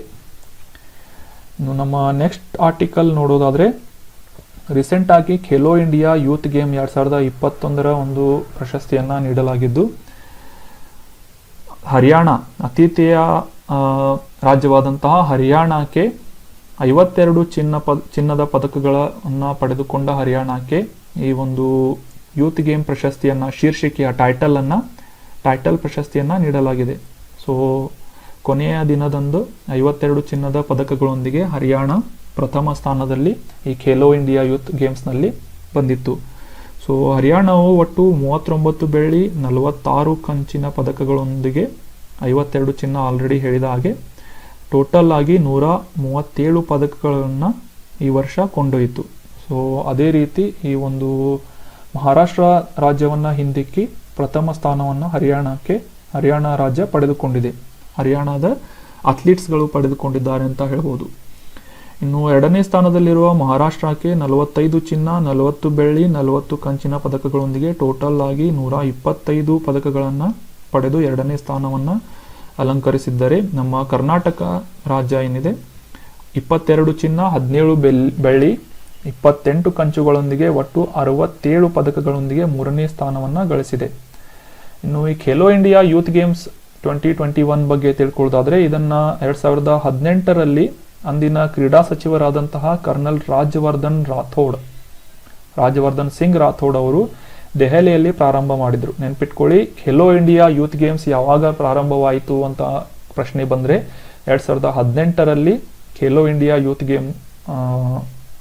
ಗೇಮ್ಸ್ ಅನ್ನ ಸ್ಟಾರ್ಟ್ ಮಾಡಲಾಗಿತ್ತು. ಇನ್ನು ಈ 4ನೇ ಆವೃತ್ತಿಯಾದಂತಹ 2022ರ ಖೇಲೋ ಇಂಡಿಯಾ ಗೇಮ್ನ ಟೈಟಲ್ ಯಾರು ಗೆದ್ರು ಅಂತಂದ್ರೆ ಹರಿಯಾಣ ರಾಜ್ಯ. ಇದು ಹರಿಯಾಣದ 2ನೇ ಖೇಲೋ ಇಂಡಿಯಾ ಯೂತ್ ಗೇಮ್ನ ಪ್ರಶಸ್ತಿಯಾಗಿದ್ದು ಟೈಟಲ್ ಅನ್ನ 2ನೇ ಬಾರಿಗೆ ಪಡೆದಿದೆ. ಅದೇ ರೀತಿ 2018ರಲ್ಲಿ ಕೂಡ ಈ ಒಂದು ಉದ್ಘಾಟನಾ ಪ್ರಶಸ್ತಿಯನ್ನ ಕೂಡ ಹರಿಯಾಣ ಗೆದ್ದುಕೊಂಡಿತ್ತು. ಇದು ದೆಹಲಿಯಲ್ಲಿ ನಡೆದಿತ್ತು 2018ರ ಪ್ರಥಮ ಖೇಲೋ ಇಂಡಿಯಾ ಯೂತ್ ಗೇಮ್ಸ್. ಆದರೆ ಅದಾದ ನಂತರ 19 ಮತ್ತು 20ರ ಎರಡು ಋತುಗಳಲ್ಲಿ ಮಹಾರಾಷ್ಟ್ರ ಪ್ರಥಮ ಒಂದು ಸ್ಥಾನವನ್ನ ಪಡೆದಿತ್ತು. ಮತ್ತೆ ಹರಿಯಾಣ 2ನೇ ಸ್ಥಾನವನ್ನ ಸತತವಾಗಿ 2 ವರ್ಷ ಪಡೆದುಕೊಂಡಿತ್ತು. So that was all about Khelo India youth games 2021. Title ಅನ್ನ ಪಡೆದ ರಾಜ್ಯ ಯಾವುದು ಅಂತಂದ್ರೆ ಹರಿಯಾಣ. ಇನ್ನು ನೆಕ್ಸ್ಟ್ ಆರ್ಟಿಕಲ್ ನಲ್ಲಿ ವಿಶ್ವ ರಕ್ತದಾನಿಗಳ ದಿನಾಚರಣೆಯ ಒಂದು ದಿನದ ಬಗ್ಗೆ ಡಿಸ್ಕಸ್ ಮಾಡೋಣ. ಜೂನ್ 14 ಇಂದು ಅಂದ್ರೆ ಜೂನ್ 14ರಂದು ವಿಶ್ವ ರಕ್ತದಾನಿಗಳ ದಿನವನ್ನಾಗಿ ಜಾಗತಿಕವಾಗಿ ಆಚರಿಸಲಾಗುತ್ತೆ. ಇನ್ನು ಈ ವಿಶ್ವ ರಕ್ತದಾನಿಗಳ ದಿನದ ಒಂದು ಆಚರಣೆಯ ಮುಖ್ಯ ಉದ್ದೇಶ ಏನು ಅಂತಂದ್ರೆ, ಇದರ ಹಿಂದಿನ ಸ್ಪಿರಿಟ್ ಏನು ಅಂತಂದ್ರೆ, ರಕ್ತದಾನದ ಅಗತ್ಯತೆಯ ಬಗ್ಗೆ ಮತ್ತೆ ಕುರಿತಾದಂತಹ ಜಾಗೃತಿಯನ್ನ ಮೂಡಿಸಲು ಸ್ವಯಂ ಪ್ರೇರಿತವಾದಂತಹ ಪಾವತಿಸದ ರಕ್ತದಾನಿಗಳಿಗೆ, ಅಂದ್ರೆ ಯಾವುದೇ ರೀತಿಯಾದಂತಹ ಫೀಸ್ ಅನ್ನ ಪಡೆದುಕೊಳ್ಳದೆ ಸ್ವಯಂ ಪ್ರೇರಿತವಾಗಿ ರಕ್ತದಾನವನ್ನ ನೀಡುವಂತಹ ವ್ಯಕ್ತಿಗಳಿಗೆ ಅವರ ಒಂದು ರಕ್ತದಾನ ಮಾಡಿದ್ದಕ್ಕಾಗಿ ಅವರಿಗೆ ಧನ್ಯವಾದವನ್ನ ನೀಡಲು ಈ ಒಂದು ರಕ್ತದಾನಿಗಳ ದಿನಾಚರಣೆಯನ್ನಾಗಿ ಪ್ರತಿ ವರ್ಷ ಜೂನ್ 14ರಂದು ಆಚರಿಸಲಾಗುತ್ತೆ. ಅದೇ ರೀತಿ ತುರ್ತು ಅಗತ್ಯಗಳ ಒಂದು ಸಮಯದಲ್ಲಿ ಎಲ್ಲ ವ್ಯಕ್ತಿಗಳು ಕೈಗೆಟುಕುವ ಎಲ್ಲ ರೋಗಿಗಳಿಗೆ ವ್ಯಕ್ತಿಗಳಿಗೆ ಕೈಗೆಟುಕುವ ಮತ್ತೆ ಸಮಯೋಚಿತವಾದಂತಹ ಆನ್ ಟೈಮ್ ರಕ್ತ ಸಿಗುವುದು ಬಹಳ ಮುಖ್ಯವಾಗಿರುತ್ತೆ. ಸರಿಯಾದ ಸಮಯಕ್ಕೆ ರಕ್ತದಾನಿಗಳು ರಕ್ತವನ್ನ ನೀಡ್ತಾ ಇದ್ರೆ ಅದರ ಒಂದು ರಕ್ತದ ಬ್ಯಾಂಕ್ನಲ್ಲಿ ಈ ಒಂದು ಕಲೆಕ್ಷನ್ ಅನ್ನ ಇಟ್ಕೊಳ್ಳಲಾಗುತ್ತೆ. ಅದೇ ರೀತಿ ರೋಗಿಗಳಿಗೆ ಎಮರ್ಜೆನ್ಸಿ ಟೈಮ್ನಲ್ಲಿ ಕೈಗೆಟುಕುವ ಮತ್ತೆ ಸಮಯೋಚಿತವಾದಂತಹ ರಕ್ತವನ್ನ ನೀಡುವ ಒಂದು ಕೆಲಸವನ್ನ ಕೂಡ ಈ ಕುರಿತಾಗಿ ಮಾಡಲಾಗುತ್ತೆ. ರಕ್ತದಾನವನ್ನ ಉತ್ತೇಜಿಸುವ ಒಂದು ಉದ್ದೇಶದಿಂದ ಕೂಡ ಈ ಒಂದು ರಕ್ತದಾನಿಗಳ ದಿನಾಚರಣೆಯನ್ನ ಆಚರಿಸಲಾಗುತ್ತೆ. ಇನ್ನು 2022ರ ಈ ವರ್ಷದ ಆತಿಥೇಯ ರಾಷ್ಟ್ರ ಯಾವುದು ಅಂತಂದ್ರೆ ರಕ್ತದಾನಿಗಳ ದಿನಾಚರಣೆಯ ಆತಿಥೇಯ ಒಂದು ರಾಷ್ಟ್ರ ಯಾವುದು ಅಂದ್ರೆ ಮೆಕ್ಸಿಕೋ ರಾಷ್ಟ್ರ. ಜಾಗತಿಕವಾಗಿ ಜೂನ್ 14ರ ಒಂದು 2022ರ ಈ ಒಂದು ರಕ್ತದಾನಿಗಳ ದಿನಾಚರಣೆಯನ್ನ ಮೆಕ್ಸಿಕೋ ನಗರದಲ್ಲಿ ಆಚರಿಸಲಾಗ್ತಾ ಇದೆ. ಅದೇ ರೀತಿ 2022ರ ಈ ವಿಶ್ವ ರಕ್ತದಾನಿಗಳ ದಿನದ ಥೀಮ್ ಏನು ಅಂತಂದ್ರೆ donating blood is on act of solidarity, join the effort and save lives ಅಂತ. ಈ ವರ್ಷದ ಥೀಮ್ ಏನು ಅಂತಂದ್ರೆ ರಕ್ತದಾನ ಮಾಡುವುದು ಒಗ್ಗಟ್ಟಿನ ಕ್ರಿಯೆಯಾಗಿದ್ದು ಸಾಲಿಡಾರಿಟಿ ಅಂತ ಹೇಳ್ತಾರೆ. ಈ ಒಂದು ಪ್ರಯತ್ನಕ್ಕೆ ಕೈ ಜೋಡಿಸಿ ಮತ್ತೆ ಜೀವಗಳನ್ನ ಉಳಿಸಿ ಅನ್ನುವ ಒಂದು ಥೀಮ್ ಅನ್ನ ವಿಷಯವನ್ನ ಇಟ್ಟುಕೊಂಡು 2022ರ ವಿಶ್ವ ರಕ್ತದಾನಿಗಳ ದಿನಾಚರಣೆಯನ್ನ ಮೆಕ್ಸಿಕೋ ನಗರದ ಆತಿಥ್ಯವನ್ನ ವಹಿಸಿ ಆಚರಿಸಲಾಗ್ತಾ ಇದೆ ವಿಶ್ವದಾದ್ಯಂತ. ಇನ್ನು ನಮ್ಮ ನೆಕ್ಸ್ಟ್ ಆರ್ಟಿಕಲ್ ಬಗ್ಗೆ ಡಿಸ್ಕಸ್ ಮಾಡೋದಾದ್ರೆ ಯುನೈಟೆಡ್ ನೇಷನ್ನ ಸೆಕ್ಯೂರಿಟಿ ಕೌನ್ಸಿಲ್ ಅಥವಾ ಭದ್ರತಾ ಮಂಡಳಿಯ ಒಂದು ಮುಂದಿನ ಚುನಾಯಿತವಾದಂತಹ ದೇಶಗಳ ಒಂದು ಪಟ್ಟಿಯನ್ನ ಘೋಷಿಸಲಾಗಿದೆ. ನ್ಯೂಸ್ ಏನು ಅಂತಂದ್ರೆ ಈಕ್ವೆಡಾರ್, ಜಪಾನ್, ಮಾಲ್ಟಾ, ಮೊಜಾಂಬಿಕ್ ಈ 4 ದೇಶಗಳು ಮತ್ತೆ ಸ್ವಿಟ್ಜರ್ಲ್ಯಾಂಡ್ನೊಂದಿಗೆ ಈ ಒಂದು ವಿಶ್ವಸಂಸ್ಥೆಯ ಭದ್ರತಾ ಮಂಡಳಿಗೆ 2023-24ರ ಅವಧಿಗೆ ಶಾಶ್ವತವಲ್ಲದ ನಾನ್ ಪರ್ಮನೆಂಟ್ ಮೆಂಬರ್ ಆಗಿ ಈ ಒಂದು ವಿಶ್ವಸಂಸ್ಥೆಯ ಭದ್ರತಾ ಮಂಡಳಿ ಅಥವಾ ಯುನೈಟೆಡ್ ನೇಷನ್ ಸೆಕ್ಯೂರಿಟಿ ಕೌನ್ಸಿಲ್ಗೆ ಈ 5 ರಾಷ್ಟ್ರಗಳು ಆಯ್ಕೆಯಾಗಿವೆ. ಜನವರಿ 1, 2023ರಂದು ಭಾರತ, ಐರ್ಲೆಂಡ್, ಕೀನ್ಯಾ, ಮೆಕ್ಸಿಕೋ ಮತ್ತೆ ನಾರ್ವೆ ಈ 5 ರಾಷ್ಟ್ರಗಳು ಈ ಒಂದು ಹಾರ್ಸ್ ಶೂ ಟೇಬಲ್ ಅಥವಾ ಈ ಒಂದು ವಿಶ್ವಸಂಸ್ಥೆಯ ಭದ್ರತಾ ಮಂಡಳಿಯ ಒಂದು ಟೇಬಲ್ ಅನ್ನ ತ್ಯಜಿಸಲಿವೆ. ಆ ಒಂದು ಖಾಲಿಯಾದಂತಹ ಜಾಗವನ್ನ Ecuador, Japan, Malta, Mozambique, Switzerland ದೇಶಗಳು ತುಂಬಲಿವೆ ಅಂತ ನ್ಯೂಸ್ ಇದೆ. ಇನ್ನು ಯುನೈಟೆಡ್ ನೇಷನ್ ಸೆಕ್ಯೂರಿಟಿ ಕೌನ್ಸಿಲ್ನಲ್ಲಿ ಭಾರತ 2 ವರ್ಷಗಳನ್ನ ಕಂಪ್ಲೀಟ್ ಮಾಡಿದ್ದು ಈ ಶಾಶ್ವತವಲ್ಲದ ಸದಸ್ಯರ ಒಂದು ಪಟ್ಟಿಯಿಂದ ಭಾರತ ಏನಿದೆ ಈ ಒಂದು ಸ್ಥಾನವನ್ನ ತ್ಯಜಿಸಲಿದೆ ಭಾರತ. ಸೊ ಇದಕ್ಕೆ ಶಾಶ್ವತವಾದಂತಹ ಒಂದು ಪಟ್ಟಿ ಯುನೈಟೆಡ್ ನೇಷನ್ ಸೆಕ್ಯೂರಿಟಿ ಕೌನ್ಸಿಲ್ನ ಪರ್ಮನೆಂಟ್ ಮೆಂಬರ್ ಆಗಿ ಆಯ್ಕೆಯಾಗಬೇಕು ಅಂತ ಒಂದು ಭಾರತ ಏನಿದೆ ಸಾಕಷ್ಟು ಈ ಬದಲಾವಣೆಯನ್ನ ತರುವ ಒಂದು ಉದ್ದೇಶವನ್ನ ಮೇಲಿಂದ ಮೇಲೆ ಸೂಚಿಸ್ತಾ ಇದೆ. ಆದರೆ 2022ರಲ್ಲಿ ಈ ಒಂದು ಅಧ್ಯಕ್ಷ ಸ್ಥಾನವನ್ನ ಕೂಡ UNSCನಲ್ಲಿ ಭಾರತ ಅಲಂಕರಿಸಿತ್ತು. ಇನ್ನು ಭಾರತ ಏನಿದೆ 15 ರಾಷ್ಟ್ರಗಳ ಒಂದು ಕೌನ್ಸಿಲ್ನ ಸುಧಾರಣಾ ಪ್ರಯತ್ನಗಳನ್ನ ಮಾಡುವುದರಲ್ಲಿ ಮುಂಚೂಣಿಯಲ್ಲಿದ್ದು ಶಾಶ್ವತ ಸ್ಥಾನಕ್ಕೆ ಅರ್ಹವಾಗಿದೆ ಎಂದು ಹೇಳಿಕೊಂಡಿದೆ. ಇದೇ ರೀತಿ ಈ ಒಂದು UNSCಯ ಒಂದು ಸಂರಚನೆಯಲ್ಲಿ 21ನೇ ಶತಮಾನದ ಪ್ರಕಾರ ಭೌಗೋಳಿಕವಾದ ರಾಜಕೀಯ ವಾಸ್ತವ್ಯಗಳ ಪ್ರಕಾರ ಭಾರತದ ಒಂದು ಸ್ಥಾನವನ್ನ ಗಟ್ಟಿಗೊಳಿಸುವುದರೊಂದಿಗೆ ಈ ಒಂದು UNSCನಲ್ಲಿ ಸಾಕಷ್ಟು ಬದಲಾವಣೆಗಳನ್ನ ತರಬೇಕು ಅಂತ ಹೇಳುವುದರಲ್ಲಿ ಮುಂಚೂಣಿಯಲ್ಲಿದೆ. ಅದೇ ರೀತಿ ಸದಸ್ಯತ್ವದ ವರ್ಗದಲ್ಲಿ G4 ಆದಂತಹ ಈ G4 ರಾಷ್ಟ್ರಗಳು ಯಾವುವು ಅಂತಂದ್ರೆ ಬ್ರೆಜಿಲ್, ಜರ್ಮನಿ, ಭಾರತ ಮತ್ತು ಜಪಾನ್ ಈ 4 ರಾಷ್ಟ್ರಗಳು ಸತತವಾಗಿ ಭಾರತದ ಈ ವಿಶ್ವಸಂಸ್ಥೆಯ ಭದ್ರತಾ ಮಂಡಳಿಯ ಕೌನ್ಸಿಲ್ನಲ್ಲಿ ಪರ್ಮನೆಂಟ್ ಕೌನ್ಸಿಲ್ನಲ್ಲಿ ಸದಸ್ಯತ್ವವನ್ನು ಪಡೆಯುವ ಒಂದು ಹಿತಾಸಕ್ತಿಯನ್ನ ಸತತವಾಗಿ ಪ್ರತಿಬಿಂಬಿಸ್ತಾ ಇವೆ. ಈ ಒಂದು 4 ರಾಷ್ಟ್ರಗಳೇನಿದಾವೆ ಸತತವಾಗಿ ಈ ಒಂದು ಭದ್ರತಾ ಮಂಡಳಿಯ ಒಂದು ಪರ್ಮನೆಂಟ್ ಶಾಶ್ವತ ಸದಸ್ಯತ್ವವನ್ನು ಪಡೆದುಕೊಳ್ಳುವುದರಲ್ಲಿ ಬಿಡ್ಡಿಂಗ್ ಅನ್ನ ಮಾಡ್ತಾ ಇವೆ. ಈ ಸೆಷನ್ ಅಲ್ಲಿ ಡಿಸ್ಕಸ್ ಮಾಡಿರುವಂತಹ ಎಲ್ಲ ಆರ್ಟಿಕಲ್ಗಳ PDF ಅನ್ನ ನಮ್ಮ Telegram channel ILA classes subscribe ಮಾಡಿ ಇಲ್ಲಿಂದ ನೀವು ಡೌನ್ಲೋಡ್ ಮಾಡಿಕೊಂಡು ರಿವೈಸ್ ಮಾಡಬಹುದು. Thank you so much. Have a nice day.